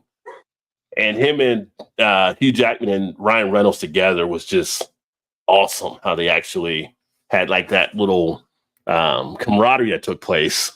But then, like some of the other things that you saw in the movie and some of the things they did for other people in other roles, it was good. You just have to see it. It's like to see it on the big screen made it worth actually going to it because I'm like, I can wait till it comes on TV or I can actually go now. And the reason I went, YouTube has sent me a thing for one of the rewards program for a free AMC ticket. And I'm like, oh, okay. Well, she was traveling for work. And I'm like, you know what? I'll go see Wolverine. She won't want to go see it, but I'll go see Wolverine and Deadpool.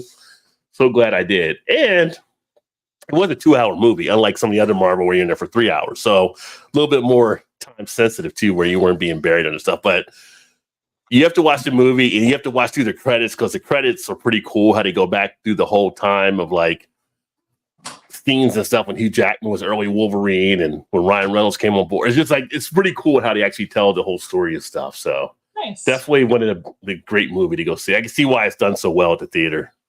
My brother, one of his, like, I remember when I was a little girl, he's 6 years older than me, he'd get the comic books. Wolverine was always his favorite. And yeah. So he's always been big on the Wolverine movies. And yeah, he's like, the last Wolverine movie was like him getting old and like, Logan. Yeah.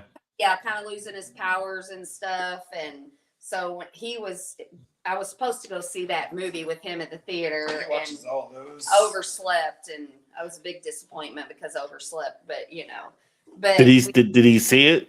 Did he go? The movie Yeah. Yeah. But we need to watch it. I watched it. Oh, you had? Well, shit, because I was going to watch it the other day, and then I was like, no, Todd will be mad if I watch it without him. So did Todd go to the theater? You went to the theater without her? Nah, I don't have to go no, to the not theater. him. My brother did. No, but Todd said he watched it already. No, we have the, Oh, yeah. But on the big screen, it was that much. I mean, yeah, I could have watched it here and waited, but on the big screen, it was definitely worth seeing it on the big screen. I love Deadpool. Yeah. The jokes and stuff between him and Hugh Jackman were like right on point in a lot of it too. It was just, it was really good. Looking funny together. Yeah. The funny thing too about the movie, because I won't spoil anything like that, but like you always hear like a lot of stuff about the entertainment, like council culture and stuff like that. And there's like so much stuff that happened in the movie. It's just like That's people were probably complaining about it, but it was like everything was. It was great to see a movie that was refreshing, where they were like, "We don't care, we're going to say it anyway." and my brother, he's like the opposite of me. He's not like big into. He's not as open minded as me. So, and he talked about the same thing you were just talking about, Yeah. how they would say things that, and I'm like, well, if he thinks it's cool, then I'm like, if they must Yeah. ride that line really good to make people like him think it was funny, and then you're more along my beliefs, and you thought it was funny. They skirted that line perfectly to where it was like still funny. Oh, it was hilarious on some of the stuff that was happening there. Like just some of the jokes and stuff. Like, yeah, it was some good tongue in cheek humor all the way throughout. Deadpool's funny anyway, like that. Yeah. So. Yeah. That was a role that was just, just like Hugh Jackman. Like you feel like there can never be another Wolverine. Just like Wesley Snipes, like another Blade, and it's like Ryan Reynolds is that way with Deadpool. Like you feel like he has to be Deadpool. God, yes. Yeah. That role is going to be late. There's no way they could ever remake Right. Deadpool Yeah. with another. There's no other person that could play Deadpool like Ryan Reynolds. No one. Yeah. I remember in the late 90s, I and a friend of mine snuck a 12-pack of beer in by splitting them up between us. Now I can order beer in the movie theater, right? Some theaters you can. Some you got a full bar, so you can like get a Jack and Coke or whatever like that too. Yeah. And some have a restaurant where they serve you while you're watching the movie. I was about to say we have some by us that you can like press a button and a server will come to you and like take your order and stuff. But yeah. You know what I'm getting ready to say? So it was 2000, probably 2000, late 2003 or early 2004. We went to Indianapolis. Yeah. That's what I was And gonna say. we went to it was like an old building, and it had a comedy club on one floor, and I think it was in the same yeah, and then like a theater on a different floor, and the theater had little tables, and you could order alcohol, and you could order like hot dogs and stuff. But And they- they But they played older movies, I think, wasn't it? yeah, I can't remember. Or I ones don't that's think not. it was like super old. No, but It was like the second run of stuff probably. Yes. Yeah. They weren't actually out. Before they went to DVD, but they've been out of the main theater kind of thing. Yeah. The first and actually probably the only time that, because I know theaters serve alcohol, but that was really the only time I've been to a theater that served alcohol. Oh, well, yeah, that was before. Yeah, it was like that 2000, all that, yeah. late 2003, early 2004. It was like right after we got married. Yeah, that's the one thing I will say. We talk about the pricing at the theater. The one thing that does seem like not to be out of whack as much is the cost of alcohol. Like you get like I think when I got one before, the last time I got a drink at the theater, it was like a 24-ounce beer or whatever, and it was like $9. And like I felt like that's not bad, No, considering movie theater prices, yeah. Right. Yeah, that was like more on par like with some of the sports type stuff, right? So you're like, well, that's like the best value here is probably getting this, Yeah. So Like we went to we have a music festival that comes to Louisville called Bourbon and Beyond. There's two of them, yeah. And we went last year to Bourbon and Beyond, and the tickets are insane, but you get like it's an all day thing. Yeah, it's like from 11 Mhm. o'clock to midnight or something. Yeah. Just music nonstop. And so, I mean, we didn't go super early, but we saw probably 4 really good bands. And we were getting beers, and it was a tall can, but it was $12 for a tall can of Miller Lite. yeah. And I mean, and I drink fast, and it was getting kind of pricey after we already paid our ticket prices. Sure. Yeah. But then it was like, you know what? Let's be a little bit smarter about this. Let's they had like canned I was trying to think of what. some kind of like mixed drink, like a vodka cranberry, Yeah, I can't remember. some what it kind of was. It was and like it was 19 or $18. that was 24 ounce or Yeah, and it was but it 18. was $19. Yeah, so it's like we'll just get one of those and split it, and it was hot as hell. But I got to see Hosier, who is amazing. I love Hosier, The Killers. Hosier is I love Hosier. But it's going to. They just ended last weekend. Now this Wait, weekend. wait, wait. Tell us how you really feel. I have no problem doing that. I wish I could dial it in a little bit. You would have tested it. Is Hosier greater than Taylor Swift? No, He's but the male version. no, but I don't even know who Hosier is, by the way. you do. Is it one person or is it a group? Oh, Yep, I don't know that one. Take me to church. Take me to church. I'll worship like a god at the shrine of your. You know that song. I don't think I've heard that song You before. probably Got a have. nice little beat to it, though. Got a nice little beat to It's it. not a church song, but you know. You always got it. Yeah. Take Country song? church, I'll worship like a dog at the Yeah, shrine there of you your life. Gotta tell you my sins so you can sharpen your knife. That song. Yeah, it's not ringing a bell. I like it, though. It's nice. It's Nice. a great Last song. It's album? excellent. His last album, he writes his own songs, and it was based on the 7 levels of hell, the 9 levels of hell, or Dante's Inferno. Yeah. Oh, okay. I read that. Okay. Dante's Inferno. Yeah. It's called Dante's Inferno, and he has all these songs, and he wrote them himself, and it's just speaks to my soul. He's You know who I saw? with his songs. You know who I saw sing for the first time? I've always seen like him on videos talking about stuff, but never seen him actually sing. When I was flipping through the Emmys a couple weeks ago, and they had Jelly Roll sing for somebody, sing for one of the movie thing. God. I'm like, he is pretty damn good. Like, I mean, obviously he's got a contract, so he's pretty good. But it's like I didn't realize how good he was. I should say, like, I remember the couple that Shannon married. Yeah. She was talking about Jelly Roll back before. I didn't even know who yeah, he we never even was. heard of it. yeah, They weren't even married. He took her to a concert just to surprise her or whatever, and was like, "Jelly Roll, huh?" I was like, I never heard of him. So And all of a sudden, it's like, wow, he's really good. Jelly Roll, Teddy Swims, and Chris Stapleton. Those 3 of those, Sounds like a joke about to happen here. no, they all. I'll walk into a bar. they're one singer away from the Four Horsemen. Anyway, if you don't want to know anything about good music, then continue to make your little jokes and not take my reputation. You would have throw a Brad Paisley in there and make it foursome. No, but Tell your story. it's already over. You ruined the moment. I don't think we did. Inquiring minds want to know. It's Well, too late. You should just My shut my up. moment was ruined when I ran out of beer, so I'm gonna run and get one. Okay. Oh, Paul says, "Cheers! All sipping on my home brew from my hand pull. Very nice. Came out like a London porter. Cheers." Cheers, my friend. That sounds fantastic. And great seeing the hops get harvested that you're growing as well. Now you can order a margarita and a 4-course meal. My, how times have changed. Yeah. Yeah. Yeah, we never actually used it at the theater, but yeah, I mean, like if you were to take a fancy like that, you're going to a movie theater, but I mean, they roll out the stuff for you because they put you in the balcony area when I saw it last time. Hey Paul, I'm drinking an awesome Baltic Porter by Off Color called Beer for Power Plays. Oh, This beer is the Malt Enforcer. Very nice. JT and Liz are. Oh my God, Nice Pool was hilarious in the movie. I can't say anything because Shannon hasn't seen it yet and Mal hasn't seen it, but the Nice Pool character, that it was pretty funny seeing him do that.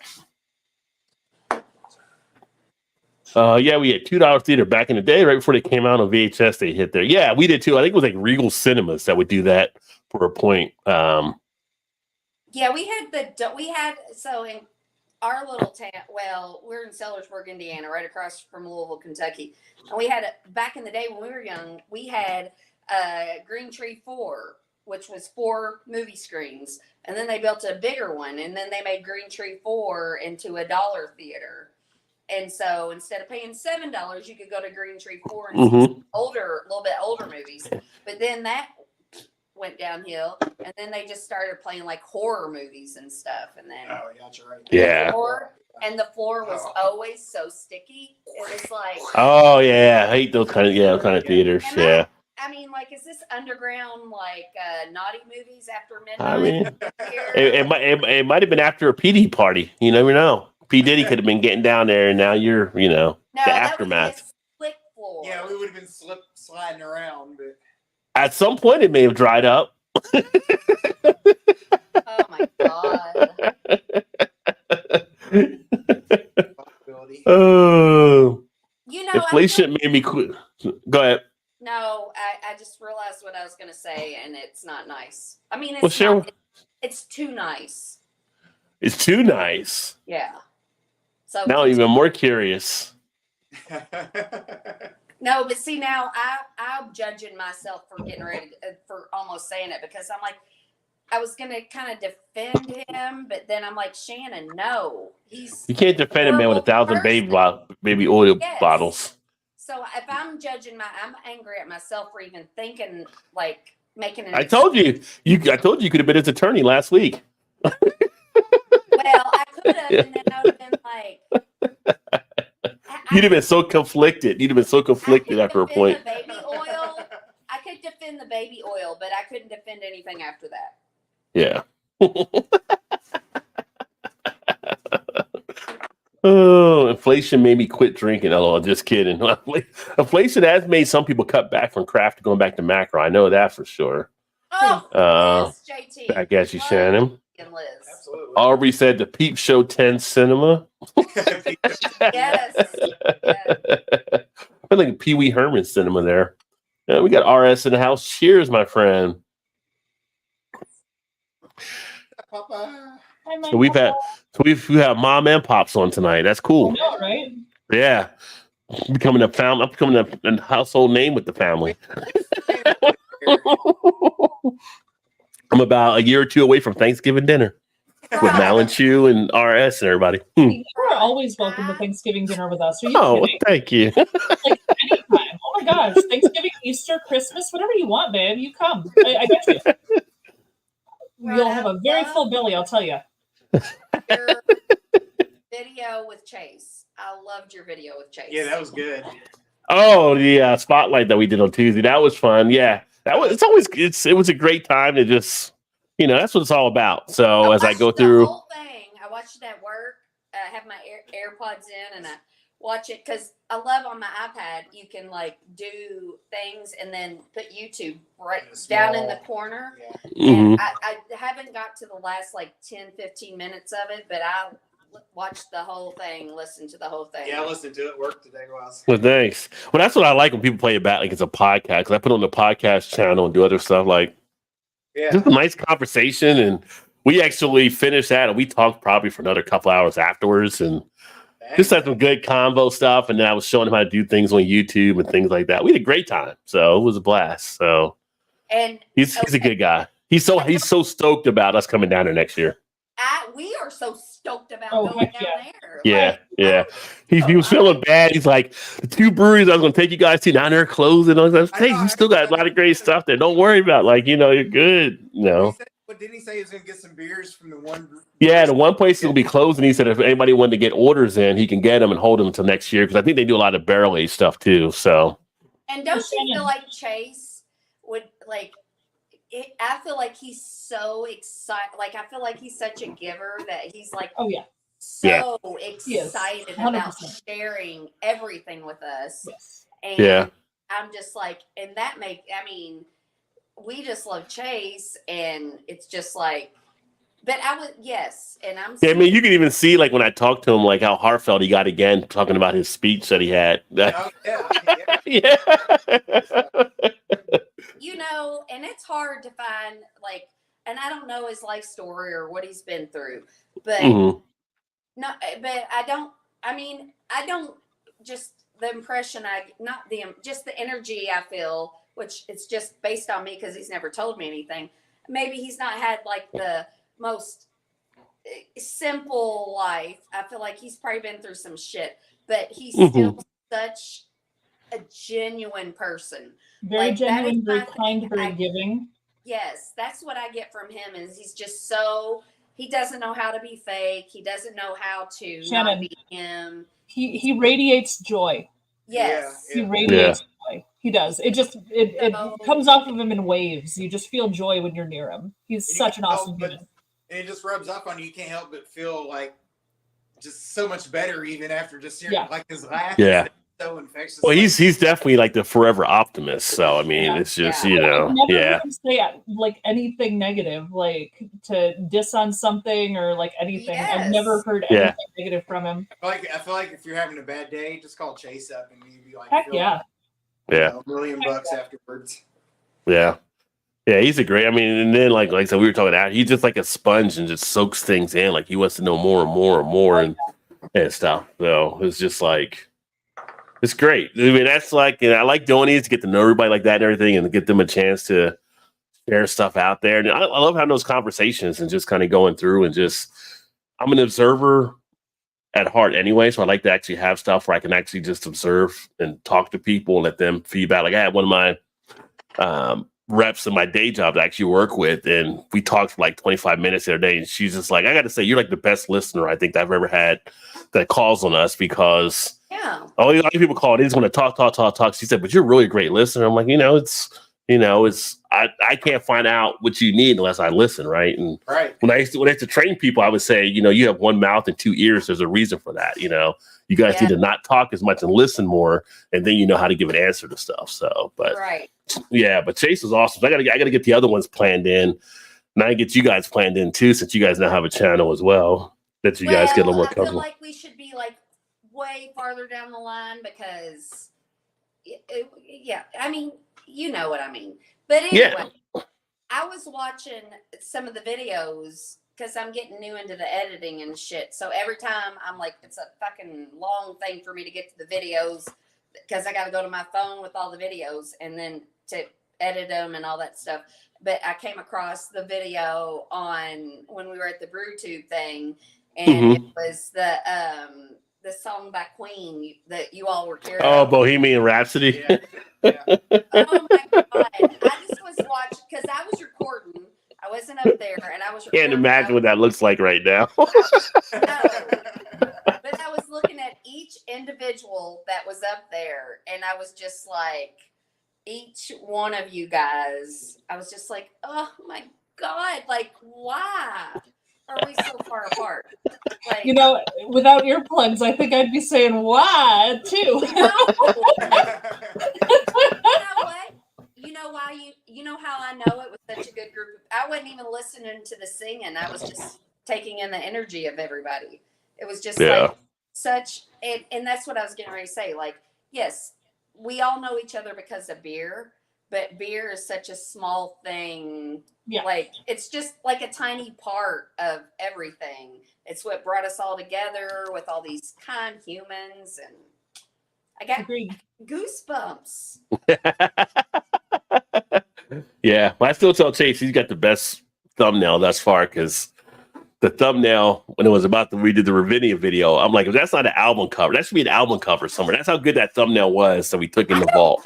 Yeah, I gotta look that up. Yeah, you look on Chase's one that he did for the Ravinia thing we were talking about, and we're all in there, and it's just like posted the video. I watched the video, but you take a look at the thumbnail, and it's just like that should be like in a 1987 album cover or something. And of the 6 or 7 people that were in that video, I think like 4 of them were slurring by the time they did it too. It was hilarious. You guys were toasty by the time that one happened. It was so funny. See if I can pull that up here and show that. Oh my God, that video was hilarious. Next year, Chase is adding a day, like an extra day.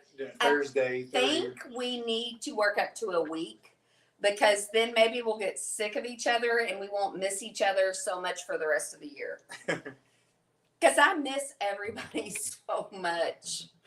I know. Oh, I think everybody does. Yeah. Where is it at here?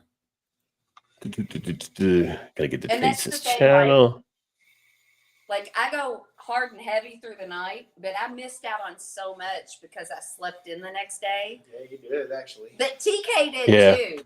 It's like me and TK were there, but it's like we didn't even peek our heads out until like 1 o'clock. It would TK us out for different reasons. Yeah. I don't know, but it was so funny. Like we'd both wander onto the first floor at about 1 or 2, and then it would be like we just sit there like nursing her hangovers and hardly talking, and then it'd be like, I'm like, I get you, you get me, like yeah. They were till He's got a good amount of views on there too in that video. Let's see here. I mean, the video itself is, I think it's bad. I put that on my wall as a poster. Right there. Oh yeah. Oh, oh, is that in the bank vault? Oh my god, I love it. I don't know where That was in the vault that we were in. I love it. Yeah. And I love Alan's style. Look, Yeah. he's got a black t-shirt and a Disney print shirt on. I love Alan so much. Badass. TK's got the serious look on. Even there, Chase is smiling, Yeah. but TK's got the serious look. TK always has a serious look.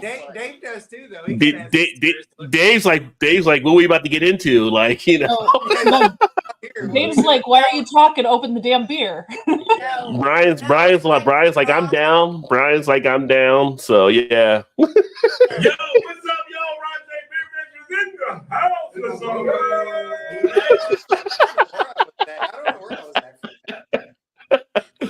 Oh, that was classic. That was classic. Yeah, you guys were toasty AF. I'm not kidding. It was funny as hell. I We may have watched had a that few at video, that time. I Oh, okay. No, so I was watching that video about the when you all were doing karaoke, and you remember that chair that was at like the bar at the like that kept breaking. yeah that That kept kept- going. Somebody Kept sit sticking up people's butt. Yeah. Yeah. So everybody was singing karaoke. Everybody was singing karaoke, and then somebody sat in that chair, and it went. Everybody's like, "That damn chair!" Oh man. Yeah, it was finally put to the side there, but yeah, no, that was fun. That was a fun video to do with those guys, and it was awesome. You know, like I said, everybody, we all know how much fun it was had. But if people haven't seen it, make sure you check out Nutmeg to Palmetto and check out that video because that was a good one. That was Hey, a and blast. also Nutmeg to Palmetto, he does like movie and TV show reviews too. Because Yeah. I watched him and he's got his friend that's on there, and they were talking about that Kevin Costner movie that we watched, Horizon. Oh yeah. They did Horizon, yeah. Horizon, yeah. Yeah, So- Horizon didn't do good at the theater, but like part 2 is about to come out now as But they didn't well. do very much. I never even saw any like advertising at the theater. Yeah, I saw the advertisement when they came out, and Janice's mom saw it when she was down in Texas because she's a big Costner fan. But it I kind love of got panned there. But he got a standing ovation on the part 2, so apparently part 2 is better than part 1 was. That's about to come out. Yeah. Part 1 was good, but it was like It might be slow. It might have been slow to build up the storyline, maybe. I think that's what it was. Right. I would say part 2 Yeah. is better because you can't release a 6-hour movie. Yeah. Yeah. Unadapted, that's what it's about. I came for the beer, I stayed for the cheer. That's what we do. Oh yeah. Yes. Hey, it's Todd and Shannon, the stars of What's Your Beer? Oh, hi, Rod and Mal. Now we're on the byline now, so yeah. Thanks, Emerson. We can count on you, buddy. We can count on you. Hey, it is. I'm just gonna go over in the corner and cry for a while. Yeah. Thanks a bunch, Emerson. No, it's a shit show. Like, I don't even like. I need to be more serious. I'm like, Todd, you're being too serious. And then I watch the videos. I'm like, Shannon, you need to be more serious. No, you guys got to be you. Just be you and share that. What you guys are doing right now is the fun of it. Watching you guys go back and forth. And the rock paper scissors in the beginning is pretty funny. That's when you guys do that too. Shane said the same thing. He's like, that's awesome. He's like, I like that part. Like, Yeah. Yeah, because I'm like, so the winner of it's supposed to do like whatever gets the to beer- like the introduce details, the beer and Yeah. the winner, and then it's just like, oh god. Speaking of beer, Mal, which beer did you get there? I'm sticking with the same one. Nice Same low one? Okay. ABV, easy drinking. So, because again, I'm not supposed to have too much at the moment, so Got you. taking it easy. So I cracked that one open. And I'll have the review coming up on it at some point. Great Lakes Bourbon Barrel Rye for 11.6% ABV. This is one I had one of these with Chase on Tuesday, but in one of my stores I went into, it was a 4-pack, and I'm like, I haven't seen that before. I haven't had Great Lakes in a while. Let's give it a second. I was thinking about getting Nosferatu or getting the Chill Wave, and I'm like, I've had those numerous times, and I like to get something different. I'm like, it was the last 4-pack. So last 4-pack to me is like, I don't know if it's a ploy that they were trying to just put them out a little bit at a time, or they sold them all out. But like, I got to get it now. If I don't get it now, I can't get it. So Hey, easy whatever. seller. Can't go wrong. Great Lakes, though. You enjoyed it though, so who cares why it was out there? Well, you have to watch the review to see if I'm enjoying it or not. But I have more than one, so I must be. I've kind of got something going on, right? Got something going on, but yeah. See, that's But for that's like when we do the reviews. I'm like, I love this beer. I just want to put it out now. I want to share this with everybody, and I'm like, no, Shannon, you can't, because this week we were kind of like, shit. I was sick, and we had recorded some, but then it was like the one we put out tonight. He literally had to come home from work, and we had to record it and put it out before the show. Edit it and get it out before the show. Yeah. Well, you know, I'm a think before you, no, jump before you sleep kind of person, and I put on the station or channel Tuesdays and Thursdays, and then so I'm like, well, shit, it's Thursday, we don't have any videos, so get your ass home real quick. Come on, let's get to it. Yeah. Well, the thing is, if you want to do a video for tomorrow, which was last night, she's like, she still wouldn't feel. She was like, I'm not sure I'm up for it. I'm like, okay, well, we got to do it tomorrow then before, because you said Tuesdays and Thursdays, so we got to be consistent. I am an overpromiser. well, a little trick is as you guys get into doing what you're doing, if you can kind of do a day, like maybe on a Saturday or a Sunday or whatever, do like a batch day. And just do, and that's all you gotta do. And then you have the library. And you just pop them up. So you do like 3 or 4 on that weekend. You're set for 2 weeks. Well, the first couple we did was like all in one night. Yeah, like, and that's First 3 or 4. we just change our clothes. Yeah, that's what Brian the Beer Snob does too. He'll have 3 different T-shirts. He'll film 3 in a row and then edit them for the week following. So we just busy the last few days, and she was sick, so we just hadn't had a chance to put a new one out except until today, and then we put it out tonight. So or earlier, I guess. See, I'd be scared to do that because if I did, like 3 or 4, by the time I get to the 4th one, I would have had to finish all the beers, because if I didn't finish them, she would finish them behind the camera while I was filming the next one. I can't have him drinking all my beers, so I would be toasty by the time I got to the last one, and it wouldn't be a great review.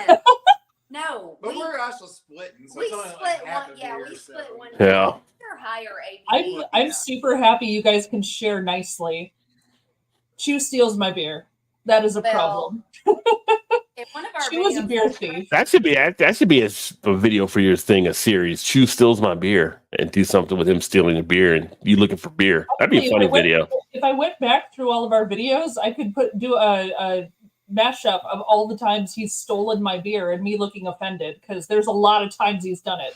And there's a lot of times you've been offended. I'm very easily offended. It's like when Dad comes through and he's like, "Can I get a beer?" "Yeah, go get anything." And he gets the Alchemist, and you're like, "Really? All the beers in here, you had to get that one?" Yep. Oh my God. The one. Read that comment. It may be the acid talking, but when is Costner going to fucking make Waterworld? That's her favorite movie. No. They can't make Waterworld 2 a pipe burst. They can't use the set anymore. I loved Waterworld. I don't know why. The person that I've ever met that was Doug Cook. Yeah, Doug did. And me and Doug, and this was like in the early 2000s, late 90s, early 2000s when it came out. Your dad said, "Ain't no fool." Everybody Good. Waterworld sucks. No, I love a Waterworld. Cheers, Pops. Yeah. Were you a fan of Postman? Were you a fan of Postman as well? I mean, it wasn't. I mean, it was adequate. You're struggling with it. No, Tell me how you. But if I thought, I mean, it kept my attention. I wouldn't say it blew my mind, but it kept my attention. I mean, Howard the Duck can keep your attention doesn't mean it's good. If I can watch a movie and not be wanting to be like, oh, I want to go do something else, then it's a decent movie because not everything can be amazing. True. There's been some movies on a Saturday where you're laying there. It's not a great movie, but you're like, I can make it through. I don't feel like going across the room and get the remote, so I'll just stay here and watch it. Yeah. Yeah. I mean, I like The Postman. I mean, it was a good movie. It wasn't amazing, but it was a good movie. All right. That's the thing. Everybody's not a fan. You're a fan of what you're a fan of, right? So as long as you like it, that's all that matters. I need to run downstairs for a minute. I'll be right back. Okay. Yeah, and that's okay, so there's a TV show on Netflix and it's based on a comic book. And when I very first started watching, I'm like, this is some weird shit. And I don't know if I'm going to get through it, but I stuck in there for 2-3 episodes. And now it's one of my favorite TV shows. It's called Sandman and it's on Netflix. Oh, I heard about that, but I haven't watched it. I've seen some stuff on that and thing. It's weird. It's very weird in the beginning. I'm like, this is kind of fucked up, but not in a traumatizing way or anything. It was just weird. Yeah. But I'm waiting for the second season. They're making a second season. No, probably next year. No, it's 2025. I think is when it's coming out. Or next year. But it's really good. Yes, I see what you did, Todd.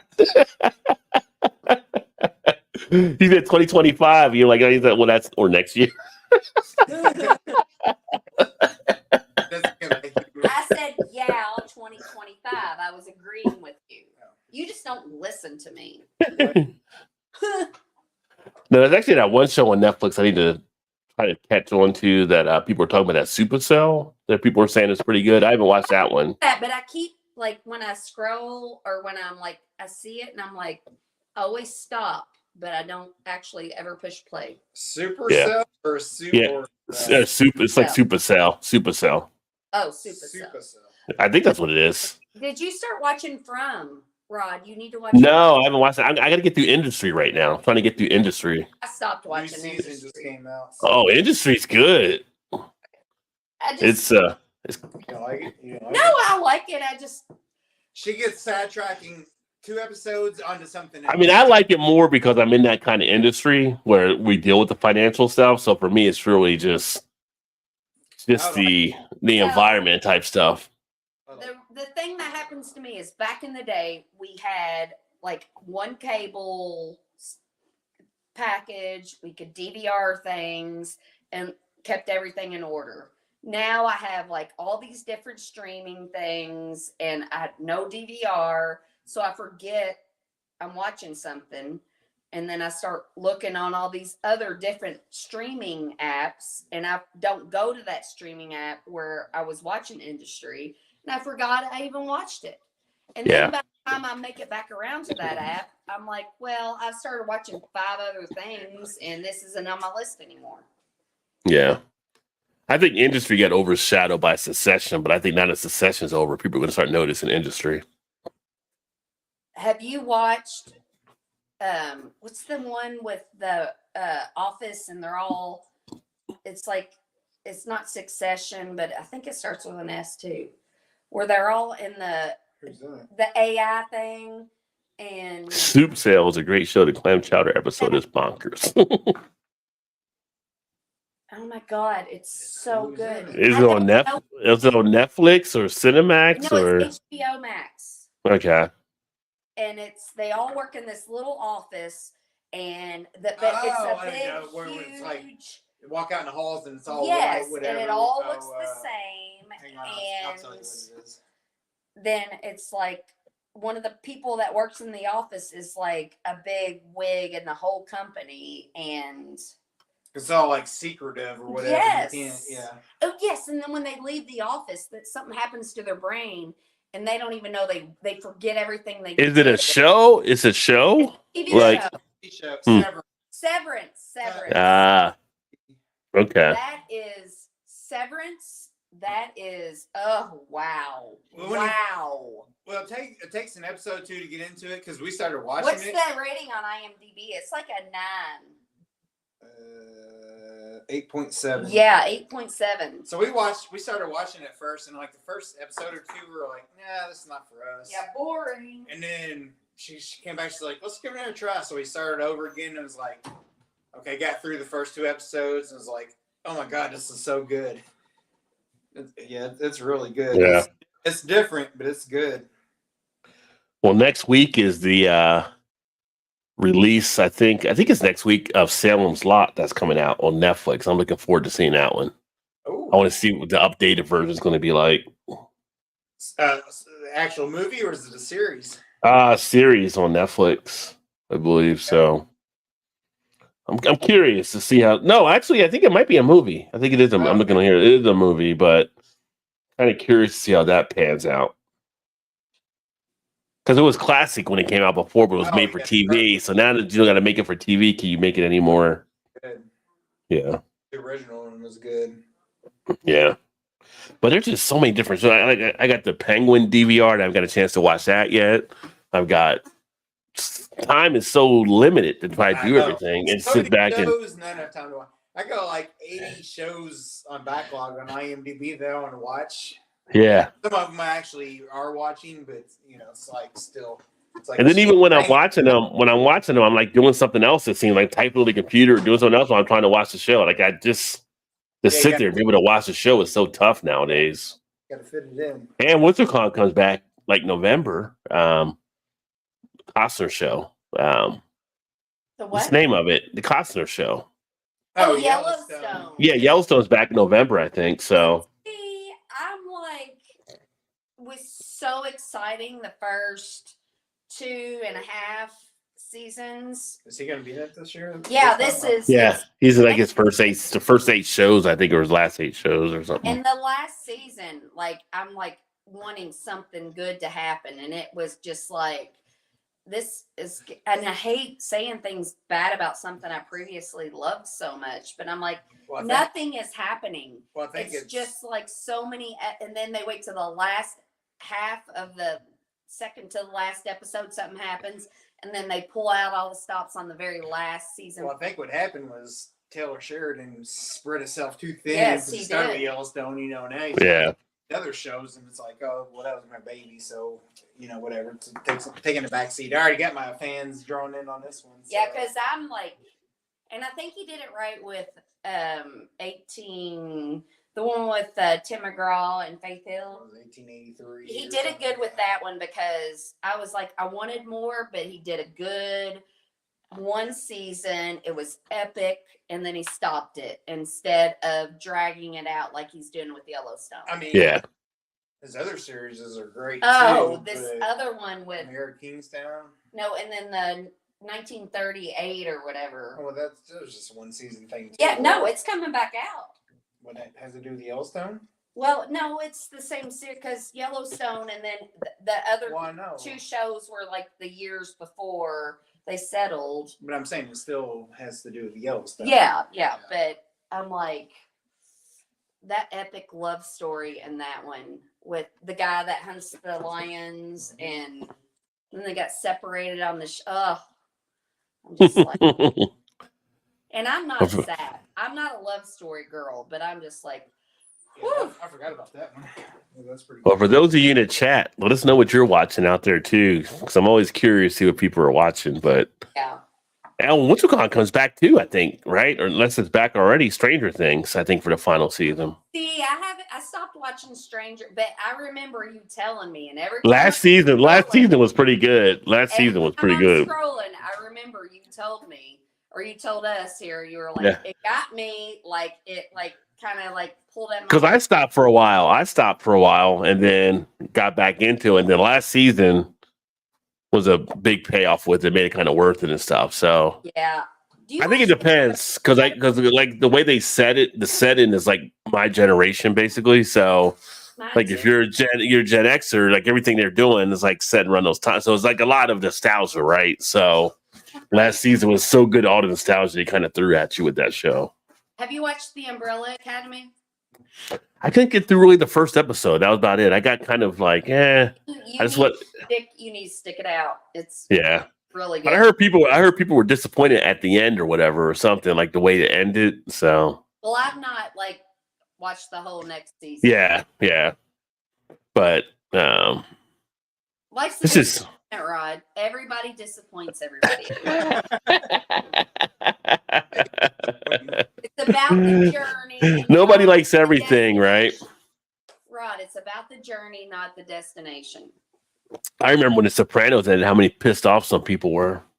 Oh gosh, I love The Sopranos, and it was just like, that's it. Like we don't know what happened. Like everybody's like, I don't know what happened to Tony. Like, but if it was basically like a little bit of a foreshadowing. But I get it. From episodes earlier when he was talking to the guys, and the guy was like, I wonder what happens when you die. Like maybe you just maybe it goes all black. There was an episode where they mentioned that, and like the way it ended is just like, Her dad watched the whole season of Sopranos and then proceeded to watch it probably a bazillion times every night on HBO, whatever while he eats his chocolate ice cream. Yeah, every night. like it was his first time ever watching it. It was like he probably seen that thing about 15 times. You know what though? So I was talking to my dad when the show started, and it's so funny to me because my dad was a truck driver, and he told me like 3 stories. He's a retired truck driver. He delivered cars for Ford, and he was talking about like how people think people are assholes all the time. And my dad's not like he's like me, but not so like optimistic. He's optimistic, but not like me. But he was proceeding to tell me these 3 stories that had happened in his career of people being good and nice when everybody says everybody's an asshole, right. And he was basically saying what I think. I'm like, people are good. We just choose to see the bad. People are good. Yeah. I think people are just people myself, and it's just a matter of where your circumstances around you. I don't think you're born. I don't think you're born good or bad. I think people are good. I mean, we all do bad things, but in our heart, we're good. Yeah. But I have realized I am naive, and I think that, and I choose to stay that way. I see things about people being bad, or people tell me about people not wanting good things for people. And I choose to not think that's the way everybody is, because most people are good in my mind. She definitely gives benefit of the doubt. I do. Way too much sometimes. I mean, that's good, but it's bad at times. Yeah. It's funny. It got me into trouble though. No, but we were talking about Tony Soprano. I don't know if you guys Todd, you know who Ari Spears is, right? The comedian, black comedian. Yes. Have you seen him do Tony Soprano yet? I have not. Let's see here. Have a beer. Hold on. Let me pull it up here. Look at that little baby. This has been like one of the funniest impersonations I've actually seen of somebody do Tony Soprano. What's your best impersonation? Your favorite. Anything that's new. It's like a new child. But I love Tony Soprano. Because one, it's a white guy, Italian, and nobody expects you to do that. Ask me a question. Tony, what did you do with the body? Like, doesn't fucking matter what I did with the fucking body. All the guys are gonna fucking marry. Show, pussy, question. They know that position. I'm from the king of the Jersey. I run a fucking underbush. I'm gonna do the Johnny fucking Shack. I'm gonna bury it behind the fucking bottom big. It doesn't matter. Oh my God. Like, I'm watching your mouth when you do it. Yeah. Is that the key? Like, like I said, notes. Tony is ish. Talk about my sister Jadish. Uncle Junior Johnny. So then you got age. You got audio, Subios, audio, fucking bunkers. He's got the man guy with the good fucking gravy. That's a different language you just spoke. Yeah. I mean, another one. How good is that? That was like spot. Like I've never seen anybody do Tony Soprano that good before. Yeah, that was spot on. I didn't even know Ari Spears could do impersonations, but he's got a good skill there, good talent. You know. Yeah. Nobody saw that coming. Nobody had that in their bingo card. Nope. Oh yeah. Do it because he's a white guy. Yeah. Well, nobody expects him to do a white Italian, right? So I guess. Tony Soprano was very unlikable, though. Oh, he was. Oh, I thought he was really likable. I bet you. No. But I grew up in New Jersey. I think he was likable in the aspect of his character. Like he was basically trying to do everything he can to bring his family up and protect them as best he could. And in the it's worst ways possible. I will respect. I mean, it was the underground life, but at the same point, it was the hustle they were doing, and it was His small family or his actual family? his actual family. He was trying to do everything he could for Camille and all them to like No, he make was money and screwing stuff. around on Camilla with a bunch of whores. Both Yeah. actually. Both of them. We tried to protect. Unlikable. But he always came back. He always came back to Camille. Oh my God, he's such a good man. He's such a good. I'm not saying he's a good man because he was screwing around on her. I'm saying he always had a level where he knew he wouldn't keep his family over here. Like he wanted his cake and he wanted to eat it too. I'll give you that, right? Open mouth, insert foot. I hope your wife sees this. She loved The Sopranos. She loved watching The Sopranos. It's Yeah, just she doesn't love you saying that. He always comes back. What? Right. I'm saying. I cut out with the problem. I'm saying. I don't know. I don't know what I'm saying. They don't have a place to come back to. You're digging But- yourself deep. They don't have recaps to come back with. I don't know. He had some flaws, but he had some qualities with him too. I mean, it was trying to put family type. All see people differently. I don't know. I grew up in Jersey. What do you want? I mean, I guess I'm used to that lifestyle. You see some guys like that, and it's just Yeah, like, you should shut up now. Hope your wife does. No. Like characters according to Rod J. So what? R. Kelly. We got some Cosby going on. Is this Hitler? Is this I how mean, we're you gotta doing? understand. Like, Is this how we we're doing? grew up as a kid, and like Scarface was like a character that a lot of us immortalized. Super likable guy for you, huh? My brother had. He was a guy. Yeah, because he was basically sticking it to the system and build up the way he wanted to build up and not be anybody's puppet. There's different aspects you see in people. So, like, yeah, I have a Scarface picture. And Scarface was huge for a lot of people. He's like trying to change. Yeah, you're gonna end up with scars on your face. That's Scarface couldn't catch a break. He had to make it himself and become his own type thing. Now I can't say it was legal in what he did. I'm just saying he was bucking the system. And Mal's checking out now. yeah, you didn't like Scarface?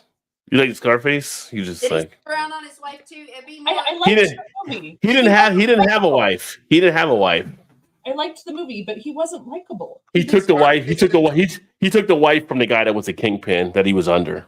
Scarface that time dropped the most F-bombs in a movie. Yeah. ever. until Rod J's Until YouTube. Rod J's YouTube. Yes. I feel like Samuel L. Jackson might have passed that number. Well, of yeah. swear words now. It's not even a top 10 movie Oh. now. It wasn't even Samuel L. Jackson. I think it was No, it wasn't. oh, what movie was it that passed it? It was But Scarface isn't even like top 10 or 12 anymore. So no. The hang on, South Park I'll movie. look it up. What was No, it wasn't that. It wasn't like something like a super bad type movie. It was just like some comedy that they passed it up on. I can't remember which one it was. Are you sure it wasn't the South Park movie? Because they have an awful lot of swearing. Yeah. I mean, at The this Wolf- point, The Wolf of Wall. The Wolf of Wall Street. That's what it was. The Wolf of Wall Street. Okay, that's Which I did like that. I did like that movie too. I guess you don't like Leonardo DiCaprio either in that okay, role. So how many times? well, again, not a likable person. He was pretty. I mean, he had his moments in there. I mean, He was charming, but he So wasn't. yes, charming but not likable. All right. Yeah. So if you were one of his posse, you were out there making money. He was likable. He is. He's. Well, you look at it from a man's point of view. We look at it from a woman's point of view. I mean, yeah, he cheated on his wife too. I guess you could say that wouldn't be good. Since we're on the topic, how many times do you think the F-bomb was dropped in that movie? Was what I was trying to say. The Wolf of Wall Street. Oh, between Leonardo and between I'm saying who's what's the guy that played Donnie? He was in Superbad too. He was chubby. He wasn't chubby now. Now he's skinny. Jonah Hill, wasn't it? Yeah, Jonah. Between him and Jonah Hill and some of the other guys in that movie, probably like I want to say probably like 400 something times. They probably dropped the F-bomb in that movie. I'm saying 134. 134. Mal? God, I don't know. Just pick a number. That's what I do. Okay. 150. Not close. Not close. Rod, you were the closest, but you were still short. Yeah. 569 F-bombs. Yeah. Because they would use multiple F-bombs in one sentence. They don't put it in a sense, it ain't making sense. And see, I feel like I've done a little bit better, but I do use the F word. He loves his mother. Yeah. That's Like, not 20 times. I say the F word a lot of times a day, and I should because I should be more. No, I shouldn't be anything. I should be me, and I should say it as many times as I want. So we're on that. Here's another question. What actor has said the most F-bombs in a movie? Not which movie, but which actor? Samuel L. Jackson. Yes, I agree. I think so too. Joe Pesci. Oh, that makes sense. Goodfellas. 272 times in Casino. Yeah. Oh. It's somebody's job to count how many times a person says the F word in a movie. I think so. Yeah, maybe. I want that job. I mean, Casino was a good flick. Yeah. Casino. Oh my God. Our little puppy is over here laying on the floor. He's so black and he's got these little white eyelids and it almost looks like, oh my God, he is so adorable. Tell her, Rod, she can't say those things. Don't take that dog to Springfield. That's all I'm going to say. No. Have you seen those TikToks? Me and Todd laugh Not at unless TikToks. you want to get rid of it. Have you seen those TikToks, Rod, where it's like you send little Johnny off to school and he comes back and he's had a brutal surgery and these people send him and they do these parodies and The then kids out the door. the little boy walks off and then he comes back and his face is all bandaged and he's got big old boobs and with wearing bandages dress around and- him. It's Yeah. fun. Big Lebowski came up short. Only 260 in that one. Total losers. Great movie, though. Not even Big close. Lebowski. I do love the Big Lebowski. Now, y'all were close for Samuel L. No, for Deadpool. You guys are closer for Deadpool. I wonder what the new Deadpool, though. Because they do drop it a good amount in the new Deadpool. No, this is the new Deadpool. Apparently, it might be the most of any of them. Yeah, that's what I'm saying. This one, the new Deadpool should have a lot. It should be in the running for So, what do you think? some of the words they had in Deadpool too. Like, who put that together? Like to put some of these words together was hilarious. So, how many like times they said the F-bomb in the new Deadpool? Yeah. Hang on. I think I see what it says, but Is it the new record? no, it's not a record. It It's says just according to the New York Post, Deadpool and Wolverine recorded mind-boggling blank F-bombs during It's this. Like- nowhere like- near. No, I said Mal and Shannon's answer a while ago was close to this. So like what? Like 250 or something? No, lower. 200 180. About half of that, almost. Oh. for the F-bomb? And It says 116. but they said other stuff in there too besides the Well, no, this- F-bomb. this- Yeah. That's just the F-bomb. That's an average day for me. Yeah. Hey, that's before you wake up. I'm actually kind of surprised that where it's like, you get these movies that get released and there's like protests about like some of the joke stuff done. I'm surprised there are some people protest about some of the jokes done in the movie because they definitely rode the line there. No, but they got the Yes, line perfect. yes. They wrote the line perfectly. Haven't seen it, but from hearing your side and my brother's side. No, they there were was some you watch some you watched it and you're like, ooh, it's funny. Ooh. Like, It's close. It should piss me off, but it doesn't. you think like, should I be laughing at that one? That's pretty good though. Right? Like, well, to watch you. Hey, Oh no, Rod, you watched The Last of Us, right? Mal, did you watch Yes. on HBO? It's based on when's a. that coming back out again? It's next year, but I- the new trailer came out. Oh, I it did? started watching it, but I haven't gotten through the first season. Mal, there's an episode. I think it's maybe episode 4. It's the most Is it that early? beautiful piece of. Oh, you're talking about with what's it called from Parks and Recreation when he's on that one. Yes. It is the most of all my whole life. It really is, actually. It is really the most beautiful love story I have ever like. It's the most. If anybody was like, "What's the most impactful episode of TV you've ever saw?" I would name that episode. It was just so like. You know what she's talking about, Rod? Yeah, that's the Nick Offerdahl. Yeah. Yes. Yeah. Because I'm just like I'm not that way, but I was like, it gives I think a lot of people that are prejudiced against that lifestyle, if they watch that episode with an open mind, it might. You know what my most impactful episode is I've ever seen in my life? What? The Jeffersons. When George Jefferson saves the life of the Klansman. Oh wow! And then the Klansman is like, "You should have let me I die." forgot about that, actually. That was probably one of the most. I still think about that episode. And back then. yeah, I was getting ready to tell us when I was sick. I was laying in bed. Totally forgot about that. And I was like, I'm gonna watch this movie again, and it had Klansmen in it. It was had I can't remember the name of it. It wasn't Rain Man, but it had Matthew McConaughey. He was an attorney. oh, that was with Samuel L. Jackson. No, Samuel L. Jackson wasn't in Lincoln that. Lawyer? No, it wasn't Lincoln Lawyer. So it wasn't the one when in Mississippi with him and Sandra Bullock. I don't remember Samuel L. Jackson being. He's the one that came out and shot the guy from the closet. Oh, Oh, yeah, yes. Yeah. Which Sandra Bullock, that was probably her finest role in any movie I've ever seen. She had that tan working down there in the South that year. That's what Yeah. I'm like, is this a chick from Speed? Is this a chick from Speed? What? See, I'm trying to be deep because that movie impacted me. I know. I'm just messing with you. I know. I had to throw it out there. We're here for the comedy too. We want people to laugh while they watch the show as well. So I got it. You know, obviously, It was a levity moment.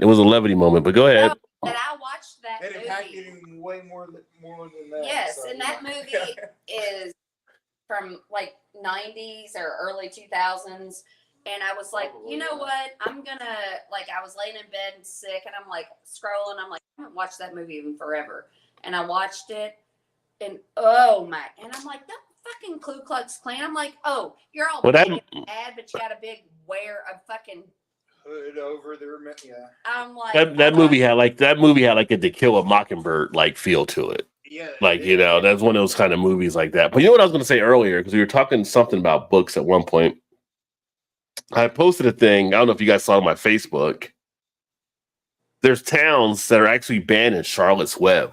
I saw that. Yeah. Like, how do you ban Charlotte's Web? Because there's like some religious groups like about the devil because they're talking to animals. What? What? Hey, you know what, Rod? You know what the good news? You know, I always like to. So stupid. I always like to try to find a good point about things. I'm like, nobody reads books anymore. They can get on the internet. Like, nobody actually goes and gets books anymore. And if they do, and I wish people did. I wish people did, because to hold a book in your hands and smell the pages and read it and see. Yeah, that turning of the page. Yeah. They should, but children nowadays don't know that exists, and they get their I stuff. think you on- get some children that do read, but in mass, I think it's definitely been taken away from them because everything's so digital. Yeah. Yeah. Yeah. The parent, yeah, but it's just like, wow. But I'm like, Charlotte's Web? Really? Right? Like, because I knew like they were already banning like Animal Farm and Fahrenheit 451 and all that. But I'm like, it's Charlotte's Web. It's Charlotte's Web. You realize that Charlotte's Web, it's a front. It's not devil worship or whatever with the animals. No, Just it's the arachnophobic people, the people afraid of spiders. They're the ones banning the book. They don't want They just put a front up and said, "Oh, did you know that this is like evil? So therefore, ta-da!" And it's That the movie's arachnophobes. banned too. It's the Well, arachnophobes. hey, arachnophobia. Yep. Rod, Mm-hmm. now, do you have a book? Like I have a book. It was one of my. It's a dark book, but it's been banned in certain areas. Do you all have a book that you? And I don't want to say I enjoyed it because it was dark, but that was banned. That you're like, what? Like that people should be able to read that. That was banned. Well, I mean, Fahrenheit 451's getting banned. I read that as a kid. See, I've never Lord, read that book. Lord of the Flies is getting banned. I read that as a kid. Fahrenheit one was Is it about not book already? burning. Shannon? Yeah, and it was about book. Yeah, One was about book burning. It Oh, was about them burning books because they didn't want those ideas to travel. So yeah, that's what that whole book was about. yeah, Oh. and which is funny now because it's being banned, right? So Because Uh, the paper would burn the at irony. 51 degrees Fahrenheit. I think about that meme with the irony, and the guy has iron to his face. But yeah, it's just like, there's To Kill a Mockingbird being banned. It's like people are trying to hide the history of what made this country. they don't want people. And you gotta take the good with the bad. You take the good with the bad. You never fix anything unless you address the bad, right? To make it better.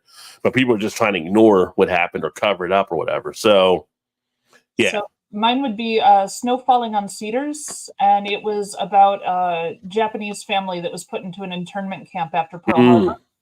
Ugh.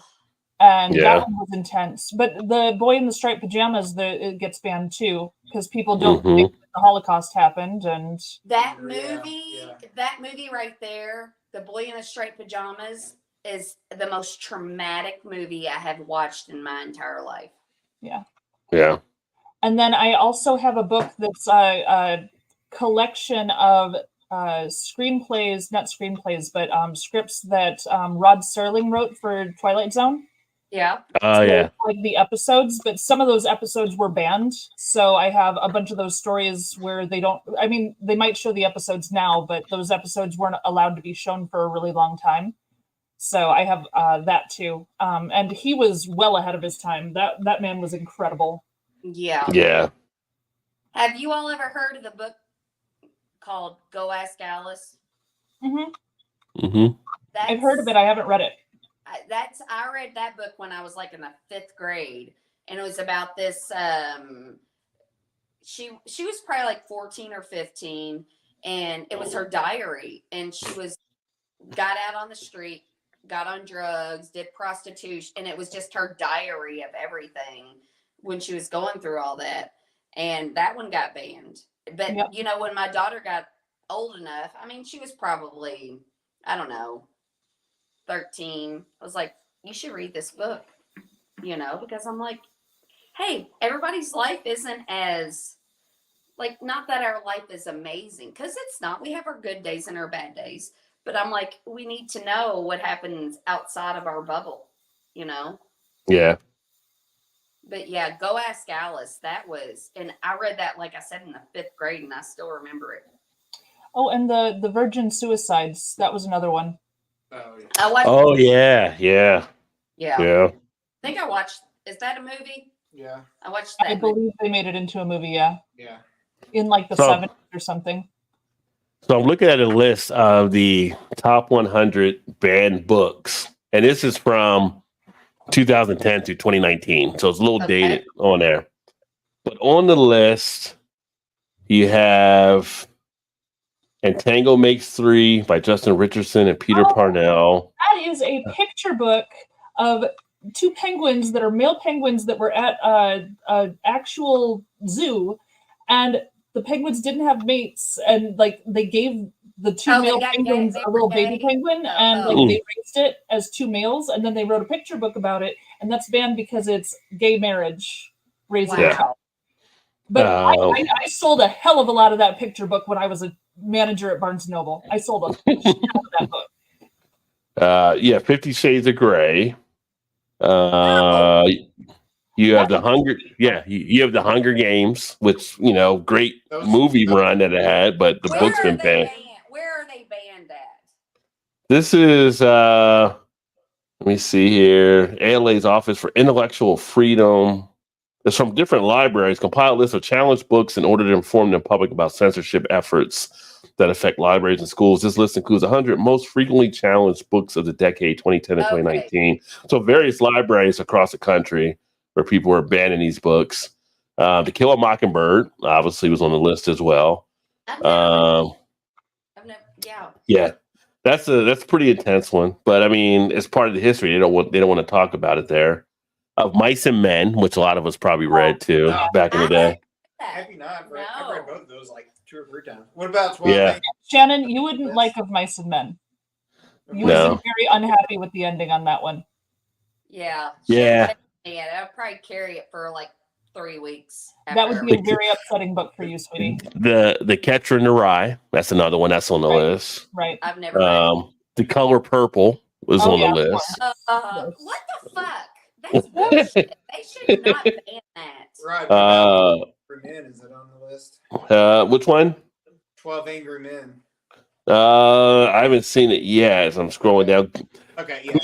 Goosebumps is on the list. Oh, yeah, I do remember that. Yeah. I read Goosebumps all is of on those there. and all the Fear Street ones because they were all like amazing and I loved them. So I think I own the entire collection of both. Let's see, Gossip Girl. My Mom's Having a Baby. I think I may have said that one. Anne Frank, Diary of a Young Girl by Anne Frank. I've Right. got that in the nightstand upstairs. Yeah. Might be our retirement. Go to Fuck to Sleep by Adam Mansbach. Which, if you've never seen Samuel L. Jackson read that book, you're missing out something great. You should watch Samuel L. Jackson already. Go to Fuck to Sleep. Yeah. Yeah. It's a children's picture book where like they have the swear words in there, but it's always like slightly covered, so you can't read the word fuck, but it's still obviously fuck. But oh my god, it's so funny. And there was a second one, there was a sequel that was like oh gosh, just another picture book for putting kids to sleep, but it had all swear words in it. So Yeah. funny, I love them. I sold a lot of them too. Yeah, you watch Samuel L. Jackson do when he reads the book. That's one of the funniest videos to watch that he does. Obviously, 1984 is on the list. Oh yeah, of course. About Orson B. Wells. What's his name? You know, George Orwell. George Yeah, Orwell. I read that one. Yeah. And then Clockwork Orange is on the list. Of course. That's a gimme. Fight Club's probably on there too. That's a Ender's I Game. remember. I remember seeing the movie, but Ender's Game is on the list. Oh, Ender's Game, yeah. Heather Has Two Mommies. Oh God. That's another Heaven kid's book. forbid. That's another Yeah. kid's. Oh, Yeah. Everybody Poops was actually banned too. Yeah. Everybody Poops was banned. I Know Why the Cage Bird Sings by Maya Angelou is on the list. Right, of course. Anything that Maya Angelou, no, she was like, no. She got banned a bunch. Yeah. Somehow The Walking Dead is on the list too. The series, like The Walking Dead, because it started out as a book. That's on the list. I mean, I I'm mean, not upset. I'm not really who's that banning upset it? about Some- that. Yeah. It's just different libraries that are compiled the books they're facing challenges with that are being banned in different areas. So it's interesting. But I never understood why people want to limit like knowledge for people. Like Right. being in a book, you get to find out about other people's worlds or stories or whatever it may be. I mean, I think I when don't people know. books, they think that people are so simple-minded that they're just going to believe everything they read and not have thoughts of their own. Yeah. I'm like, Yeah, I was looking at another list here, and it's the read some of the most banned books of the last 100 years. Now, this was done in 2021, but number one was Catcher in the Rye. I mentioned on the other one, Beloved by Toni Morrison's Yeah. on there. Forgot about that Great one. Grapes of Wrath, which was something we read back in the day. Yeah. To Kill a Mockingbird was number 4. The Color Purple, number 5. Angie Thomas, The Hate You Give. Oh yeah. That's Um, Barnes. The Great It was all Gatsby. about bullying. It was all about The Great, bullying. yeah, The Great Gatsby's on the list, which is another book that we read. Yeah. I love the movie. And then, of course, Cageburg Sings, Mice and Men. George by Alex Gino. I don't know that one. Clockwork Orange again. Speak by Laurie Halse Anderson. Oh, that was an intense one too. Yeah, so I mean, it's just, they're picking the different ones that are actually challenging here. It's kind of crazy, but But those are the kinds of books you Brave wonder- New World's another one that's on the list. Oh, That's yeah. another one that we read back then. Oh, that one who was that? Aldous Huxley? No, who wrote that? Brave New World. I gotta scroll back down to it. Yeah, Huxley. Aldous Huxley. Yeah, Yeah, that one was really good too. It was messed up, but it was good. yeah. I'm gonna look up Go Ask Alice and see if it's been banned. This list has Slaughterhouse-Five, which is kind of a crazy book, but yeah, I can see why that might be on there. But yeah.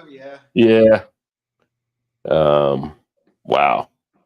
But it's just interesting. Just like trying to hide all these things for people to be able to, it's like we should be open and being able to share these things. People should be able to actually go out and read Let these people things. for themselves.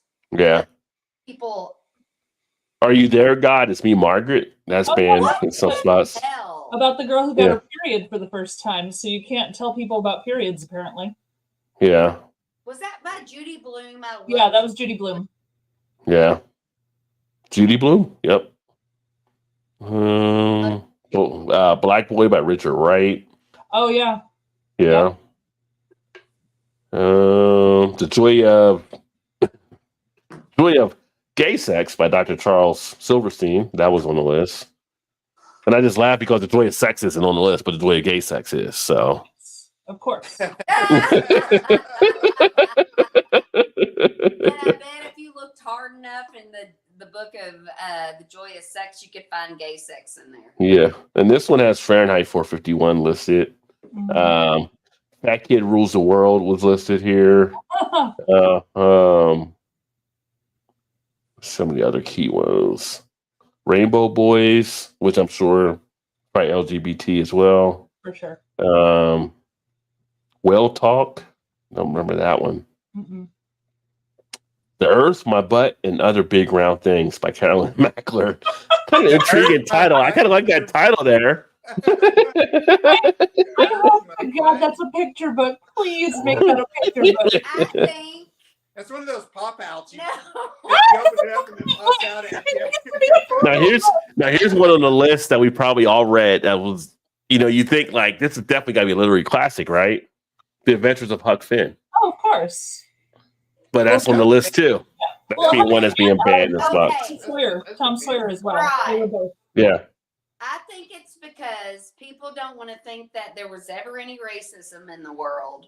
Well, So of they course. don't want to address it. So they want to erase it. Well, we could all put our head in the sand, but that's not going to accomplish anything. You got to Right. address it. Yeah. Yeah, but Shannon, that's what I'm saying. Shannon, That's they why they wanted to Shannon, they ban it. explain the whole Trying to thing. bury it. Shannon, they explain the whole thing in the very beginning of Huck Finn. What was he told to do? Whitewash the fence. You're right. Yeah. That's what they're doing. Mark Twain had it in the writing there. He knew. Yeah. Same And of course- with Huck. And on this list, Harry Potter is number 1, Right. followed by Alice. Yeah. Witchcraft. Yeah. It's just like, nobody got time for all that. Like, live life. Just go out there and just do you, It's like, it's kind of like, it's funny, like here, like in the States, we're like the one country where people get upset if other people speak in other languages, right?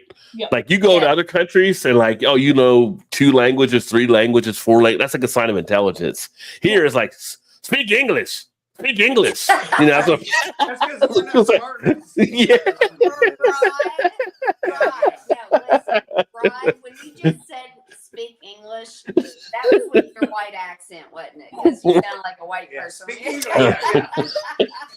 That was the Catholic school education right there. So, I studied French in high school and tested out of French in college. And I can't tell you how many times I was out at a bar and someone came up and was hitting on me later on in life. And I just pretended to not know English and only spoke French, and they would walk away because they couldn't understand me. And it was amazing. That was so helpful. Knowing a second language is great. And like, I That's excellent. random textbook sentences, like had nothing to do with anything they were saying, but I just pretended I didn't know English. They just walked off. It was amazing. It was one of the funniest episodes of Seinfeld. I mean, they're all pretty funny, but the one funny episode is when Elaine is going to get her nails done at the nail salon, and it's all like Vietnamese women, and they're always talking like Vietnamese, so she don't know what they're saying. So she brings in George's dad, who served in the military and knows Vietnamese, just so she can figure out what's going on. And they're talking about Elaine, and he's like, "That's not very nice." And they're like, "You know Vietnamese?" He starts talking Vietnamese back to him. And then he ends up dating one of the chicks afterwards. So something happens or something like that. Or, oh no, it was a long lost chick he knew in Vietnam is what ended up happening. But it's just like, it was so funny. Just like knowing other languages has its purpose, you know. It is. And I wish I wasn't so lazy. I would love to learn all the languages.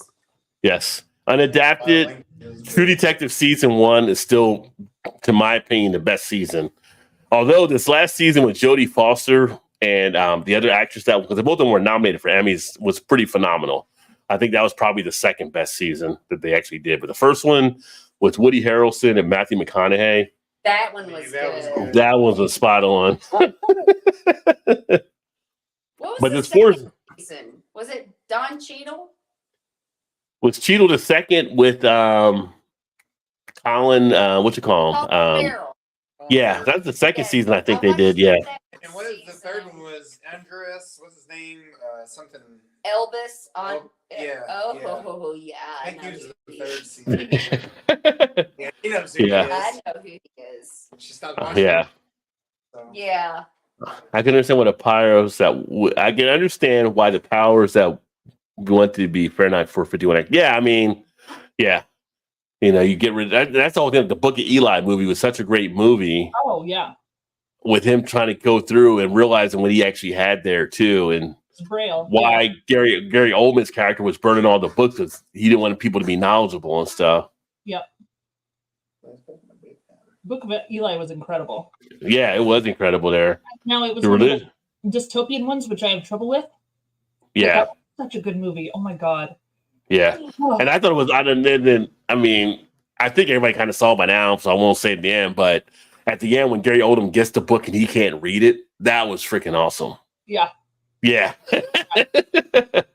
The religious right wants to ban any book that teaches kids that empathy and compassion are values worth having.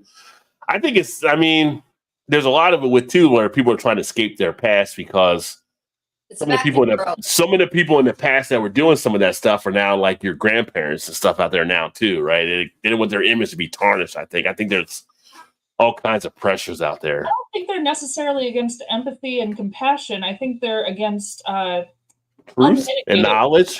Truth and knowledge. No, where you're not selective about your empathy and compassion. If you have empathy and compassion for everybody, that's not okay. But if you have empathy and compassion for the people who believe the same things as you, it's fine. You know? I think it's just a little more selective. Oh my god. Oh man, I'm looking at some of the footage from the hurricane down there, and it's already hitting like part of Florida, Cedar Key, and it's like shit flying like crazy right now. It's gonna be crazy. Coming up here. I can't remember what her. Well, I told Todd you guys are supposed to have it like it's a tropical depression by the time it hits you guys. Yeah, we had that. Yeah. Like probably about 15 years ago, because I remember I was at work and me and one of my friends went to KFC and it was bad, but one of his best friends is getting married on Saturday and it's an outdoor wedding. That's what I was telling him before the show started. Yeah, so Go tomorrow for their rehearsals. Let's see. Also, these books are banned in schools, meaning teachers can't assign them, but those books are still available in stores and public libraries. Well, some of the public libraries are getting pressured not to carry some of the books, I know too, but it's up to the stores if they want to actually do that. It's not just the right. Huck Finn, Mice and Men, Dr. Seuss book, bands comes from the left. I don't know how accurate that actually is. I don't see a lot of the left out there banning a lot of this stuff. In fact, I know a lot of people on the left, like with Tom Sawyer, they wanted to leave it as actually truly written versus people on the right that wanted to remove one key word, I guess you can say, because that is an aspect of what it was at that time. As Tom Sawyer's, traveling with Jim and stuff. That's just what he knew. I kind of feel weird saying it's either the right or the left that are banning things. I don't think it's political necessarily every time either. I think sometimes it's people against gay marriage, and I think sometimes it's people against the Holocaust, and I think so. I really think it's not specific to a Sometimes it's parents that want to be able to teach their kids a certain way, don't want the school to influence. So I see what you're saying on that part as well. I think when it comes to like some of the political groups, but I think when it comes to like some of the political back groups, I think you're seeing more from the right than the left. Obviously, I'm not going to say it's either one or the other pretty much, but I just think you definitely see more of an influence kind of there, at least from stuff that I usually see now. I know people on the left that like didn't want to do some stuff because it might be like, oh, we should never have maybe Mein Kampf or something like that and everything. Like, yeah, what? It's still, even if you have it out there, it's still a piece that you can teach what was wrong with Mein Kampf. So I think it should be available, or right? Even The Art of War from Sun Tzu. I mean, like that's classical. Is that banned? Is that banned in places? It has been, yes. Oh wow, I didn't know that because I have a copy of that here. The Art of War. Yeah. And Chu has down on the shelf the Tao According to Pooh. Have you seen that? It's all about Taoism and that religion, but it's set up in a way of the Winnie the Pooh characters. Oh, So okay. actually, like it tells the story of that religion and how that religion believes based on how the characters from Winnie the Pooh are, which I thought was amazing. Like but it's been banned. Banned it. I'm like, you just didn't like Taoism, I guess. I don't know. Yeah. I mean, depending on where you're at. I mean, remember when they were like trying to kill Saddam Rushdie when he wrote that book, Satanic Verses, in some countries that was being banned and stuff. He had to come to the States here, and they still got an attack on him all these years later. Like they carried a grudge. Mm-hmm. He wrote that book way back then, and they just got to him like, wow, they're still hunting him. Wow, okay. Yeah. Lesson Zero on that list. No, Lesson Zero was not on the list. They should be Catching a Ride. That book stinks. I feel like The Catcher in the Rye was one of those books like you had to read like in high school or something like that and everything, and nobody really got enjoyment out of it, right? It's just I really didn't enjoy that book very much, to be entirely honest. I get why it's important. I understand, but it was. You could have done good. Well, Grapes of Wrath was worse. I had a hell of a time getting through Grapes of Wrath. Was hated that. Well, the Great Gatsby was one that tired me out reading that one. It's like, do we really need that? Like, but it's got a piece. Yeah. Yeah. Well, anytime they pulled out Victorian, oh my gosh, any of the the Emma books or like Anna Karenina or oh my god, I felt like I was walking through with cement shoes. I was dying. Yeah. Well, I can remember us doing like in our English classes, like, we did college prep type stuff. And so we're reading all the Shakespeare type stuff. It's like, can we get a modern version of Shakespeare here? This where art thou? And these like. See, I didn't like Shakespeare. That one didn't bother me. It was the Victorian that got me. It didn't really bother me. It was just like, but first when you start doing it, you got to basically go back and decipher what everything means because it was so long ago and the way they were actually doing their dialect and everything. Yeah. But which my favorite Shakespeare was Julius Caesar still. Julius Caesar was my favorite one, and then Othello was behind that. Othello, and then Hamlet, and then Midnight Summer's Dream. So yeah. I actually acted in the Scottish play. I'm not in a theater. I can say Macbeth. You're not actually LOL, touche. I don't know what's going on with these two. Holden is a total asshole. Yeah. Clockwork Orange sound like a book when a teacher assigned to a high school class would probably be fired. Yeah, I don't think they were being assigned. I think the bands were being just pulled from libraries, so you could maybe pick it up as an elective type reading or whatever. But I can only imagine like seeing the movie, because we know like when you read a book, because your imagination is a little bit more in play and they can write more into it.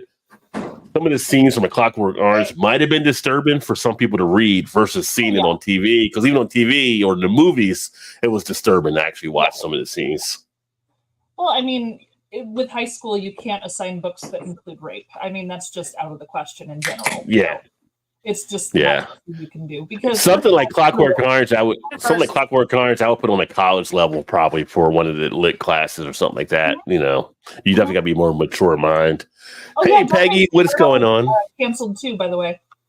Hey, Yeah, Peggy. what got canceled? What was it? Dante's Inferno was canceled too. Yeah, that's another one. Yeah, Dante's Inferno. Yeah, It's really funny because they got to the level that was for clergy, that was like clergy that have gone bad, and they're like head first into these holes, and they're getting their butts burned with hot coals and stuff. Like, but it's he knew who all the clergy was. He was naming actual clergy from the time period, and it was very upsetting for a lot of people, which I found hilarious. I'm listening to you, but Todd's freaking me out with the doll over there. But go ahead. I'm a little freaked out right now. I don't know why that's happening. You know, Todd, Halloween is not yet. We still got a little time. Now, our daughters, when she was doing cosmetology, that was her practice. Work on haircut and stuff. She is not a happy person. She's not happy. The way Todd was rubbing that doll, he's a few. I said we're getting in. He's a few. He's a few bits away from being put the lotion in the basket. He was getting close to that with the way he was rubbing. Todd grabbed it. I'm like, we're getting in Silence of the Lambs. No, but funny story about my daughter's heads here. So the way our house is set up, the basement.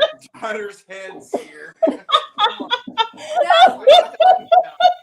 So, This is your granddaughter Peggy too. So yeah. Yes. Oh, I think she probably she's yes. So the way our house is, the steps going down to our basement, it's open, and she lives down here in the basement. When she's here, she's off to college now. And she's kind of like me, she's a little messy. So she just throws shit around or whatever. And she threw a blanket down the steps, and this head was like peeking out of the blankets. And you'd walk up stairs and look down the steps, and it looked like some dead lady was laying at the bottom of the steps. It totally did. It was like, what the hell? What is that? And it scared the shit out of me like the first couple of times, but then I'm like, no, I need to leave that there so when guests come over, they can scare the shit out of them. It's like, what's going on? Super nice of you. Yeah. Funny. She's not apparently. No, she's not amused about anything. She don't like it at all. Yeah, no. JT, I would say Clockwork Orange is definitely not a book for young people, but again, it's just the library aspect, I think. Yeah. I was assigned Joyce's portrait of the artist as a young man in high school, but it was a private Catholic prep school. Gotcha. Huck Finn is often banned for its use of the N-word and casual dialogue, but that's the times, and that's one of the things. Yeah. From the way Mark Twain kind of put it out there, it was kind of like almost that I understood it going through the years is kind of holding a mirror up to America in the use of the word. That's how it was actually done. And so just taking it out takes out part of what America was at that time, right or wrong. And the only way you get better is knowing where your wrong spots were so you don't actually repeat them again. Yeah. Well, Mark Twain traveled Europe and stuff too, and so he saw all these different cultures and how different cultures did their things. And when he came back, he was like, "Oh yeah, I got it." Yeah. I said the same thing like years ago in downtown was a U of L's campus in Louisville. Yeah. They were taking down statues of like Confederate whatever. I was like, I get why you're taking it down, but I'm like, man, you're just trying to erase history there. You know what I mean? Like, you can't get better unless you know what the past was. And you know see, I feel a little differently about she's that. Like, I'll take them down. I'm like, yeah, I get it. I'm totally with that, but it's like you can't erase it. They should like put a plaque those people shouldn't have statues. I'm like, No, they shouldn't, but You don't want Yeah, to celebrate it, but you want to acknowledge you're it. saying. Don't Yes. celebrate. That's the thing. You can leave it. I mean, that's the like you can have the statue, but acknowledge what the plaque what actually was and where they were found to be a traitor or whatever it may be. Yes, Blah blah blah. if you tear it down, you're gonna end up going backwards. But I feel like I don't know if you have to celebrate like in a park rather than just put it in the museum. Yes. That's another thing too. Like so Or it's kind of like people always bring up like you talk about Germany.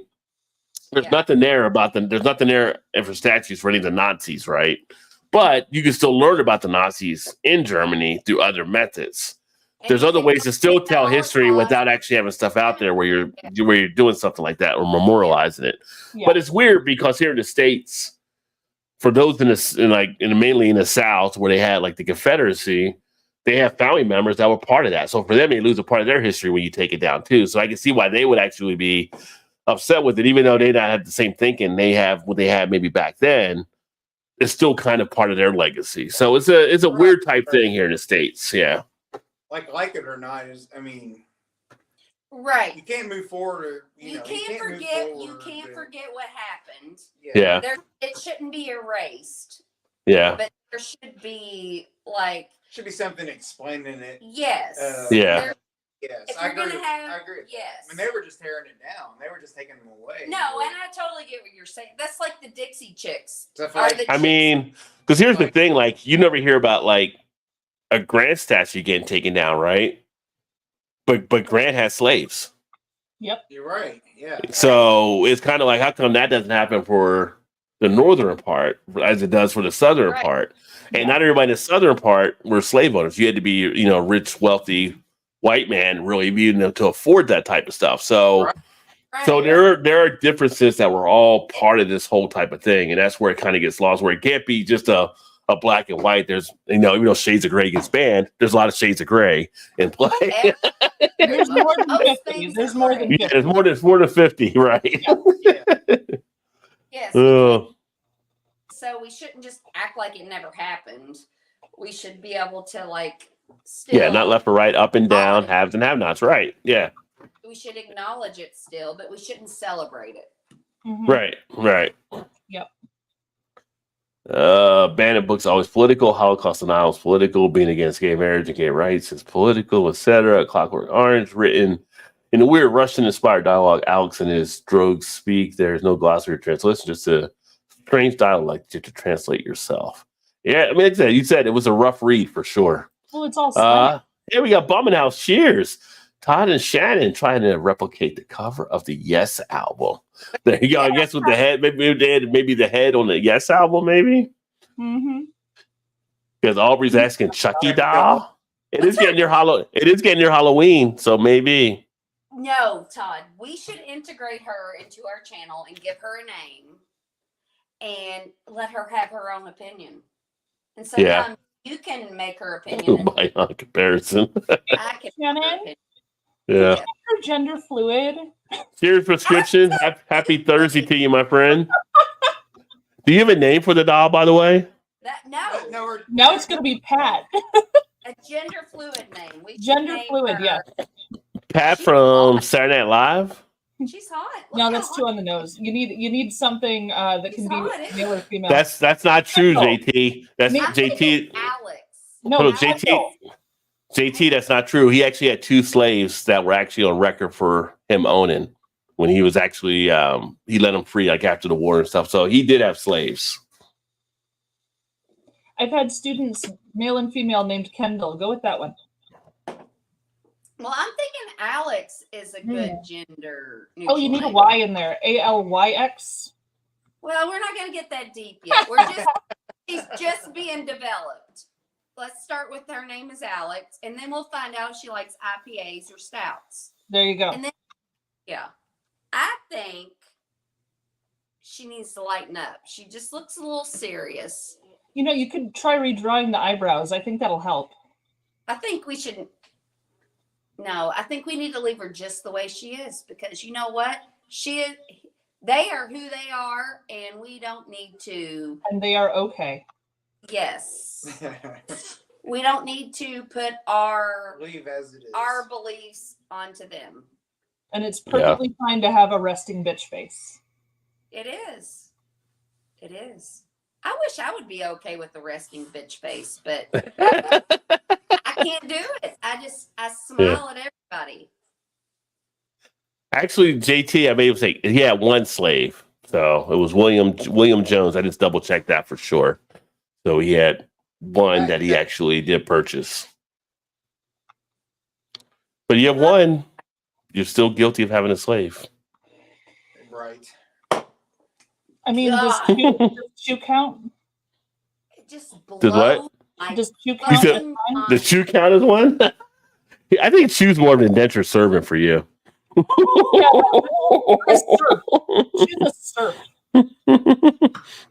There was no script. Rips off the theme of Bonanza. He's allowed to live here as long as he does his stuff. So he's a serf. Yeah.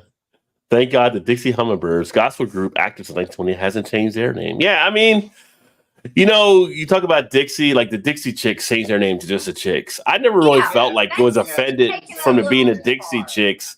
I'm like, you can still be like, I sit there and I was watching Smokey and the Bandit earlier today because it was on. And he has a Confederate flag on the Trans Am. I don't get turned off because of Smokey and the Bandit. I'm like, you look at the character of Bandit, you don't see him being like kind of a race. Like you look at Surf Justice being more racist than what Bandit is, right? He's chasing the guy with a Confederate tag, but that was the South back then.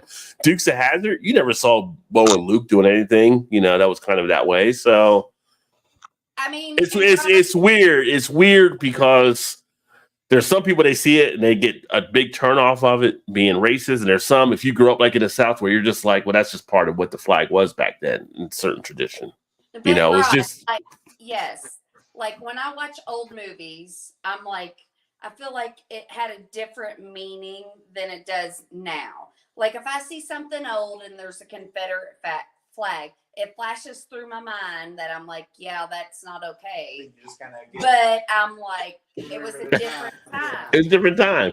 But Well, it's like, now, if I see some fucking No one else heard pickup that, truck right? running through town with the Confederate flag, I'm like, you're a racist piece of shit.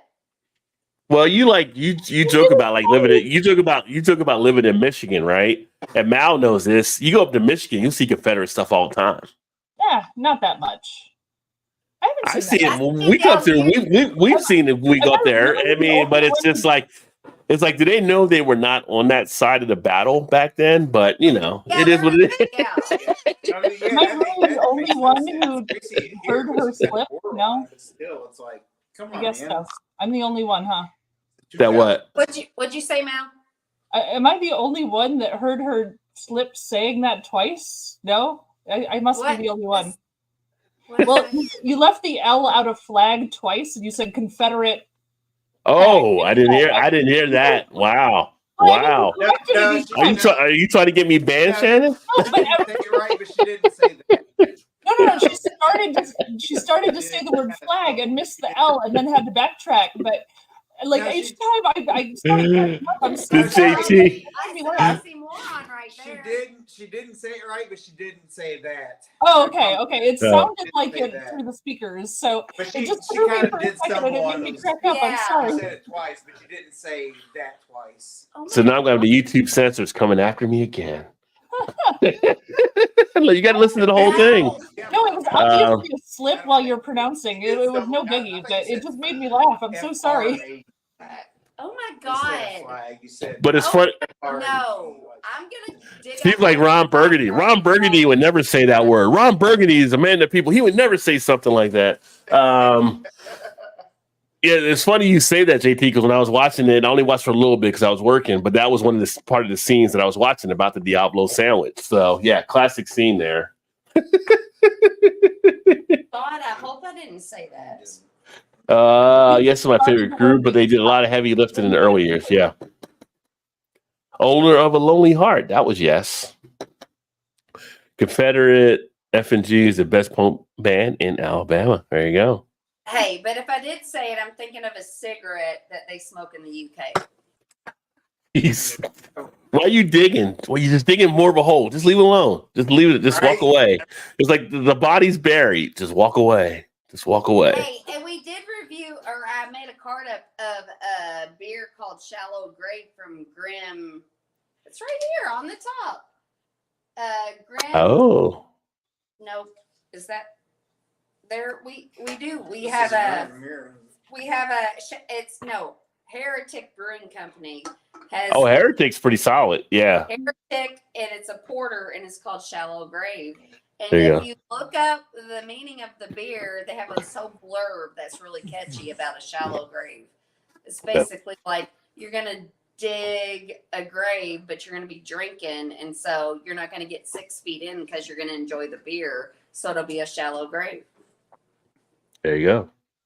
Yeah. She's gonna teach everybody about everything about craft beers. Macho Man, dig it. So, Shannon, and Todd, because Todd's seen it through the eyes before, but Shannon, how was your experience going to Jungle Gyms as a person on the lookout for beer, as a new beer shopping experience? Any thoughts? Like, how'd it go? Like, were you like pumped up? Were you excited? Were you overwhelmed? Like, 'cause Jungle Gyms, it's huge to take in. That's a lot of stuff happening in Jungle Gyms. Okay, so I will tell you this. I'm very impatient, and we like went and did our things in the other areas for like, and then I'm like, I'm going to the beers, and so I just started reading. I had my reading glasses on, and some of the shelves were. I went to the singles. Because they keep them separated by like regions and states, like, which is nice. So yeah. And I did like I started at the very end, and when we left, probably like $90, $90 was groceries, and the rest of them were beers, and we spent $400 there. That can happen. That can happen at Jungle Gyms. I just went and I was looking and just grabbing beers and putting them in the carts because I'm like, we're not going to be back here for probably. You go once a quarter, you're in good shape. Yeah. No, that's what I told her. Yeah, I was like, or so, we need yeah. to Go back a certain amount of money each time or whatever, each paycheck, whatever. And like then every 3 months or 4 months, we'll go back and resupply. Cause And I'm not it's 100 times better than any and, liquor store and around I'm here. not I'm a in the moment kind of girl. I'm just like, all right, hey, and we're traveling up here, like we're gonna just make the most of it. And so I start, and I didn't really pick that many IP. I think we got like 50 beers, single cans, Probably 40 total. to 50 Probably. single Yeah. cans of beers. Yeah, I think Todd, you know, me like 43 or something. You thought Yeah. somewhere around there, but yeah, In like a yeah, 4-pack, so yeah. 50. yeah. You say you have 4 packs, so you have more than that, really. Yeah. So last night we were up, he put them in the fridge downstairs. And so I was like, let's go to, cause I'm like, I need to like have my list. And Styles and yes. I thought she was doing Mr. Roboto for a second. I need to have my Mr. Roboto's face. Yeah, but So I got my notebook out. My notebook. Mhm. I was like, I'm gonna go downstairs and write stuff down. He's like, well, I need to go down, and I'm like, Jesus, this is gonna take forever if you're gonna get involved. And then so he was like, Did you I teach wanna- her Untapped? Did you show her Untapped where she could just mark him right in there, and that way it keeps a list of her beers for her? hey, I'm old school. I'm Okay. Stepping stone, dried stepping stone. Just trying to help. Just trying to help. But go ahead. You're good. You've seen her cards. She's gonna have a card catalog. He pulled all the You will have a card out. catalog. You're right. He pulled them all Dewey out. Decimal System. Hmm. He put them in IPAs, stouts, porters, sours, and I'm like, all right. And then we had kind of miscellaneous like lagers. Yeah. And different. And so I had my different notebook, beers, and I'm whatever. like, Todd, Old mills. brewery, state, the name of the beer, the style, and I'm like, and he's like just staring. I'm like, come on. He We wasn't did that- go. he wasn't- I was thinking that. You didn't say that. I was waiting for it because I was so clenched. I was like, oh my God, I'm on ice right here. What's going on? I was trying to I feel like Shad is like Billy Madison. Today, Junior. I was like, come on. I am very. Today. Come on. I am very. Nobody would expect that from me. I don't something. Hey, Shannon? But I'm just like, if there's a goal, like I was like brewery, beer, style. And he's like And she was sounding off like I was like, And Todd was like- Yeah. military. I was like, yes. I'm like, no, the next one. And he's just like, and I'm like, Shannon. It Shannon. ain't that either. You know, it's not Shannon, that. and I'm like, give it to me. Just give it to me. Shannon. Yes. Could you do the breathalyzer again just for kicks? I'm just curious. For sure. Let's see. I mean, you got to keep in mind this is Because we're about Remember 3 hours the in last now, and one. I'm curious. from Temu, so you got to keep that in mind. Of course. Oh yeah. 0.17 before, right? It's gonna be like No, it wasn't it's gonna one. be like 9.9. Guess what you all guess what it's gonna be. Here, hang on. I think it's going to be 0.24. I mean, she's been drinking Miller Lite, though, right? There you go. Yeah, but how many? That's a good question. Were they small or were they short or tall too? All right, Rod, what's your guess? I'm gonna say 0.19. Oh, hang on. That's the. Oh shit. We got to get to the ABV. Hang on though, because to have different readings, it's like I was gonna say that seemed you'd be dead if that Yeah. was the. because it's like it's got different like 3 different readings with different measurements. But can you all talk about something else and then Yeah. So here's Shannon and Todd stacking beers, and Shannon's like, Holy Jesus. What the fuck is that? and Todd can't answer quick enough. So Oh, I'm not bad. That's not bad at all. What is it? 0.042. oh, you're back down. You see, you're drinking Miller Lights. Yeah. Ron, Yeah. I didn't send you the picture of Let's all the see what beers we Todd got. says Did, though. Here. No, send me the picture of it. I will, yeah, because I took. Yeah. One of my some of our friends were in a group page and they want to know what we got, so I sent it to them. You should put you should put on the community tab from your channel. That's true. Looks like share your picture with everybody so they know what you got. Maybe I'm embarrassed to admit that 90125 was my entry point. I still love that album, but it didn't take me as long to go backwards and realize that the 70s stuff was even better. They're talking about Yes, by the way, if you don't know. Too? Says, Are you more than me? according to this, I am. Well, my personality's a little bit more hyper than yours. Well, you're drinking more higher ABV than you are. I'm 0.5 Right. I act. or 0.0. Wait a minute, 0.05? So both of you can drive right now. You're good to go. It's 0.04. Yeah. It's our personalities. It's not. Remember, I mean, Rod, I already act a Timo. little drunk when I'm sober. Right? It's Timu, right? Yeah. It might not be fully accurate. I'm drinking more high ABV stuff, so. You need to stop drinking. You have a problem. You're Yeah. Yeah, you have a problem. Talk to the hand. I can name a few. talk to you. Don't drink too much beer and don't start forest fires. I know a place that's peaceful and quiet, a place where animals play. It's called the forest, but every year we start forest fires. A careless match, a cigarette, and poof, fire. So the next time you're in the forest, be extra careful, okay? No, but doesn't she have that? If you knew it was me, would you have listened? I'm never gonna get tired of that because that's like the best porn PSA ever out there. Like, Hey, Terrible.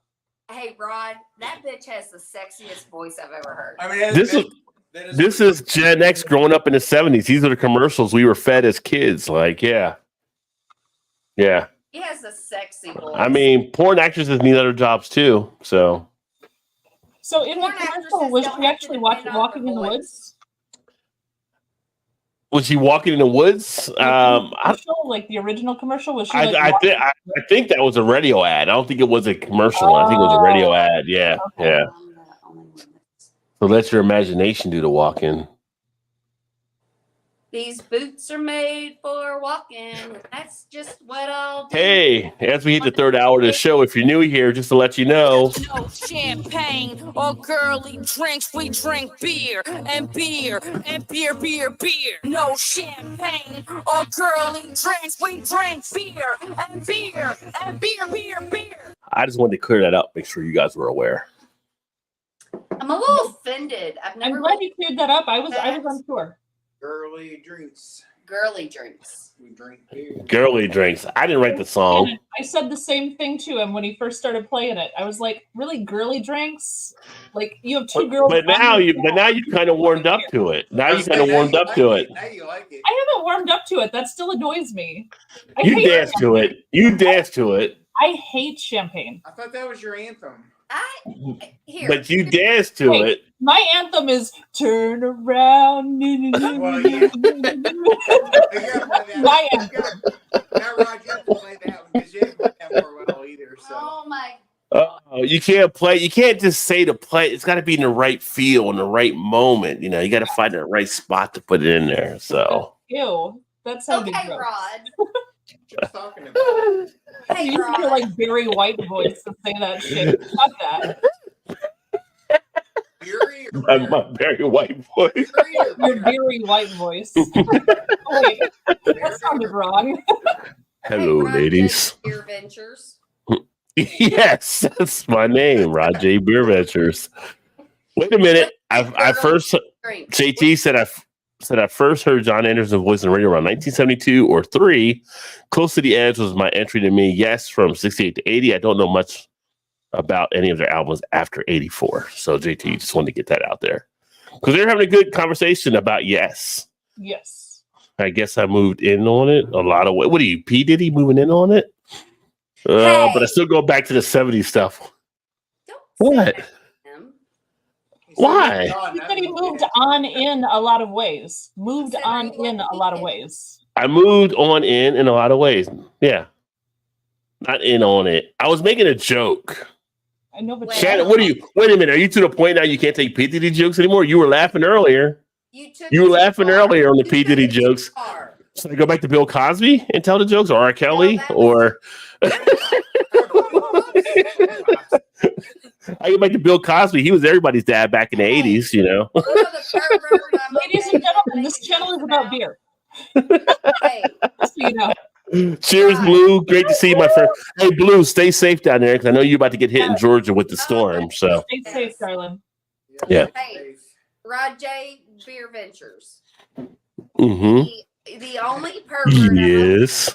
The only pervert I'm okay with making jokes about is that guy on Family Feud that used to try to kiss all the guests. Richard Dalton? Yeah. Yeah, he was pretty much conceded. What about Bob Barker? He would get kissed. He would get kisses from contestants when they come up. You go back and look at the old Bob Barker. Yeah. You know, with Bob Barker, though, Bob Barker, his problem was the model. But when the people would come up and try to kiss him, he would try to direct them elsewhere. Like he tried not. He would take some kisses, though. He would take some kisses. Oh yeah, the people who he was actually attracted to, but most of the people he was like, "Oh, okay, and we're going over here now." Yeah. But you know what it all comes down to. What?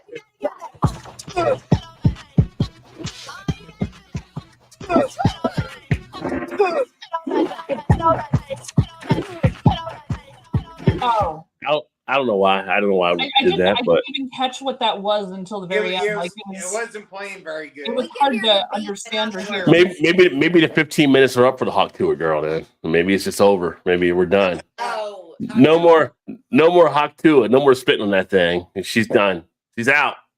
2024, you're done. Just like P. Diddy, because Cat Williams said 2024 P. Diddy was going to be done, and then it happened. He said TD Jakes too, but watch out, TD. You better watch out. Cat Williams knows something we don't know, but he's calling them all out. hey, you know what? P. Diddy fucked up. Oh, I mean, he's going to jail. I mean, In jail. he's in jail, but he's going to be guilty going to jail, the prison. Yeah. He's Like- he's in the jail. He's not in the prison yet. Yeah. That's what happens. They put you in the jail, until you get your trial, and then they put you in the real prison. Yeah. But can he go to So that prison? And can him and R. Kelly make one of the best albums ever? We'll see. We'll see. Yes, the Jailhouse Rock. The jailhouse. The jailhouse bump and grind. No, that's No. That'll get you banned. No, Rod, Rod, you just made a very good point. Like R. Kelly, he went through all that, and then like he's Right? Behind the scenes, Bob Barker behind the scenes, if you know the stories. Yeah. Bob was doing some business. Like, R. Kelly's still alive, but to the public, he's dead because he's in prison, locked away. Nobody knows what's happening, but he's still alive. So what if R. Kelly and P. Diddy go to the same? I mean, it'd be a very good 60 days in. So now the shit's going on is like, was P. Diddy? Oh shit, P. Diddy will be more than 60 days if he gets convicted. What if they're in the same cell? Was P. Diddy behind Biggie Smalls? Put them in the same cell. Yeah. People have rumored that for years that P. Diddy was behind Biggie Smalls just getting shot. There's actually, so now we go down the conspiracy lane, right? So back in the day, like Heavy D used to be on P. Diddy's record on his label. And Heavy D was going to write. Supposedly, Heavy D was in the mix of writing a book about like a tell-all type thing when Heavy D supposedly died. Then there were a couple other people that were supposedly doing some stuff that were going to expose things, and then when they actually died, so it's kind of interesting. Yeah, you got it. Heavy D was now that we found love, what are we gonna do? Yeah. Yeah, Heavy D. Look at you with the Heavy D going the way back. No, I was in junior high and I freaking loved Heavy D. Yeah, you know. Heavy D was the man, big man that moves back in the day. Yeah, but when he had died, but he was on Diddy's label when he died. Yeah. And then there was some people saying Notorious was going to be doing something, and then when he got shot. So there's questions around P. Diddy. Yeah, there's a lot of conspiracies going on. You know who else? Like the same timeline. I loved Heavy D. I loved PM Dawn. Oh, Set a Drift, Memory Bliss. I was never a huge fan of them. No, I was never a huge fan. They were a one hit wonder. They had the one hit, and that was it. I mean, I was never a huge. Set a Drift, Memory Bliss is the only one that made any noise for him. No, I'm yeah. Hate you, Rod. PM Dawn had at least. I was a DJ back then. Nobody wanted to hear any of their stuff besides Set a Drift, Memory Bliss. This is right. That was it. That was it. PM Dawn. Here we go. What? I'm on PM. Don't play it. I'm not gonna play it. Yeah, you get banned. I'm not. I Die Without You. Remember that song by PM? No. Dawn? I Die Without You. Looking through patient eyes. No, it does not ring a bell. Well, I guess I was a bigger fan than you. You would know. You were. You may have been. You may have been. But as far as at their time, they didn't really stack up versus a lot of the other artists at the time. Set a Drift, they would be seen as a one hit wonder. How old are you, Ron? 55. So you're like Double nickel. 9 years Older. So You're not 46. I'm 46. Are you? I didn't realize that. So it's true. And so I was in like the 7th or 8th grade with PM Dawn, and you were like probably graduated from high school already. So wait a minute. You said what? We'll go back. You said what? You turned what? I was in junior high when I was listening to PM Dawn. Okay.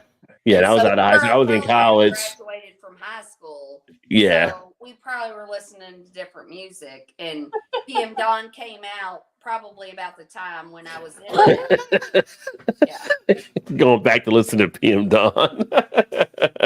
I don't want to Set a Drift to Memory Bliss, Emerson. I'm just saying. Hey, the song was okay. It was solid. It got like, whatever on the Billboard charts. It was never a huge one of mine, but it was a little bit. It was. I don't know. It was kind of a little bit. It was like trying to be a little hip hoppy, but it was a little more R&B. It's almost like So I was 13 and you were like It was after 20 something. Yeah. So it's just different times in our life. Yeah. Yeah. Because I didn't listen to the same music when I was 15 or 13. I'm just impressed that you knew Heavy D now that we found love. That just Oh my god. that's the highlight. That's the highlight tonight right there. Yeah, that was a banger back in the day. Produced by Teddy Riley of Guy, of course. Because that was all during the whole New Jack Swing time. Okay, so I want you all to listen. This is like one of mine. I have two new favorite songs, but one of them is by this guy named Phineas.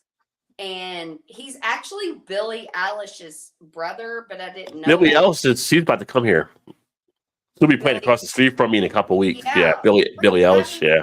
She's a talented girl, and I like some of her music, but her brother Phineas has this song out, which I didn't even know it was her brother until somebody told me when I told him about the song.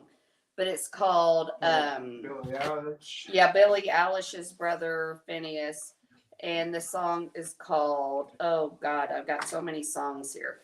It's called For Crying Out Loud by Phineas. For Crying Out Loud by Phineas. Crying out loud. And it's PH, not F, Phineas. It's a really good song. I make Todd listen to it all the time. This is a good song. I get really stuck on songs and then, yes, it's such a good song. Oh, I love it so much. We're going to listen to it again. I was going to try to find. Music is my most favorite thing in the entire world. I'm big on music behind beer, of course. That's why I have to react. I got to do more reactions on the reaction channel at some point. But I was going to tell you, one of the cool artists I did on the reaction channel that you should check out. Who? I got to just find it here. Because it's very unique. I think you would like definitely dig the music that he's actually doing.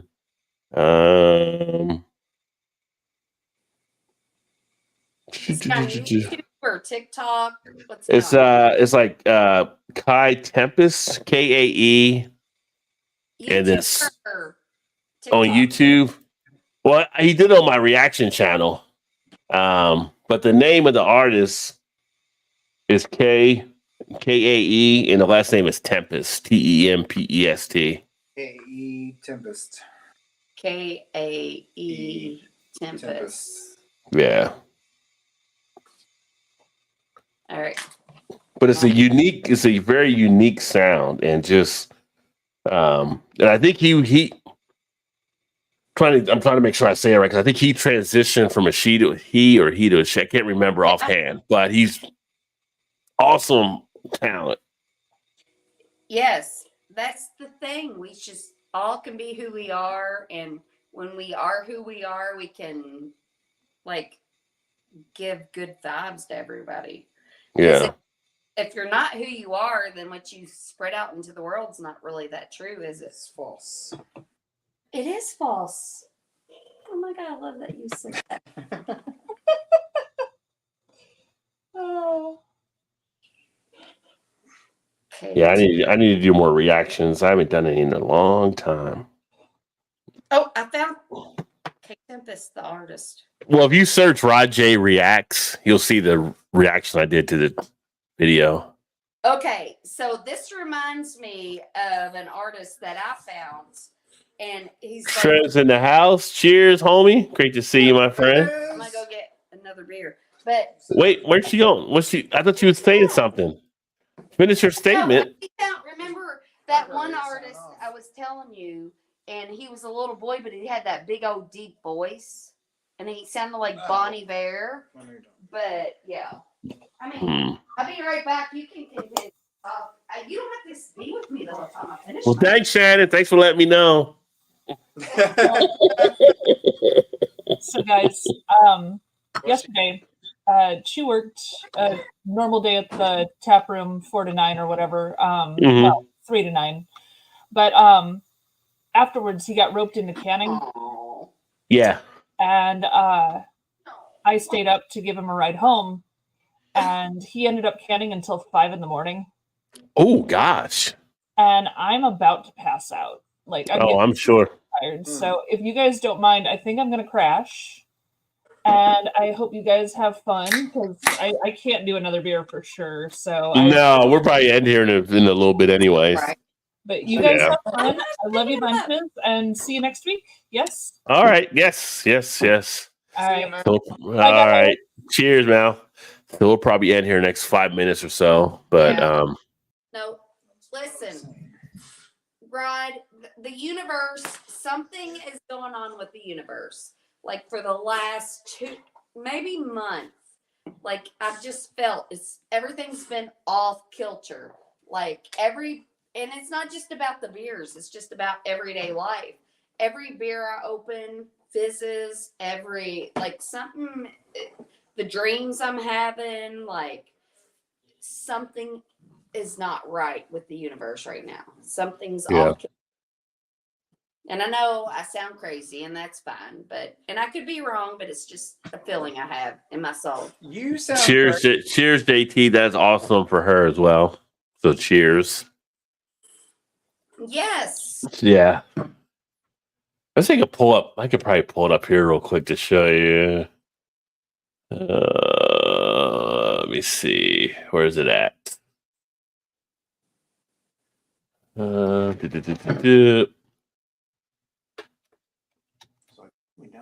No, he's happy right here. When I went to the bathroom, or when I went to get another beer, he got up. Stuck over your ass. He just loves me. Because you hold him all the time. He wants to be holding on you. He loves you. And I love him. Oh my God, I'm so He happy. wants you to hold him 25 out of 24 hours. And I will. I know because you do. That's why he wants it. All right, skip that. Let's see here. You need to make sure you listen to that song, Phineas. That Phineas song. It's like very it's one of those songs that the words are kind of deep, but the beat is uplifting. It's one of those yeah, it's a really good song. He's got a new album coming out, which I've never listened to any of his albums, but It's not out yet. no, like in the very beginning of October or something. So this is Kai right here, and it's intense. Just the lyrics and the music actually done. So this was off of the reaction channel that I have there when Kai performed that live. Great experience out of the UK.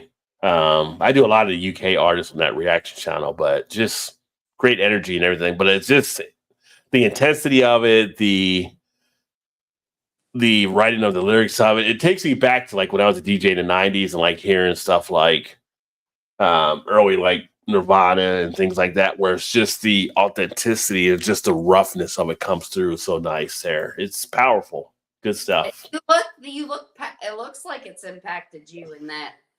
Like, and I'm not being like facetious.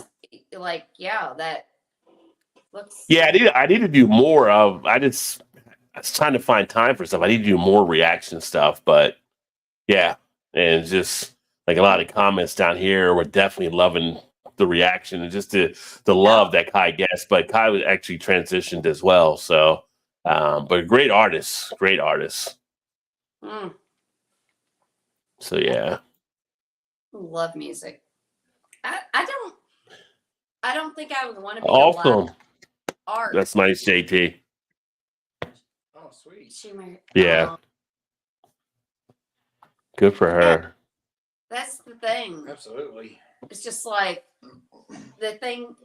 That's like what I told my daughter. She's going to school for interior design, and if it works, it works. If it doesn't, it doesn't. But she's like, I'm going to school to do this, and I probably won't even make any money, and blah blah blah. I'm like, listen, would you rather go to school for something and hate it and make a lot of money, or would you rather go to school for something that you enjoyed and make enough money? you know? Yeah. Like you're gonna have to give up something one way or the other. Right. Money or joy.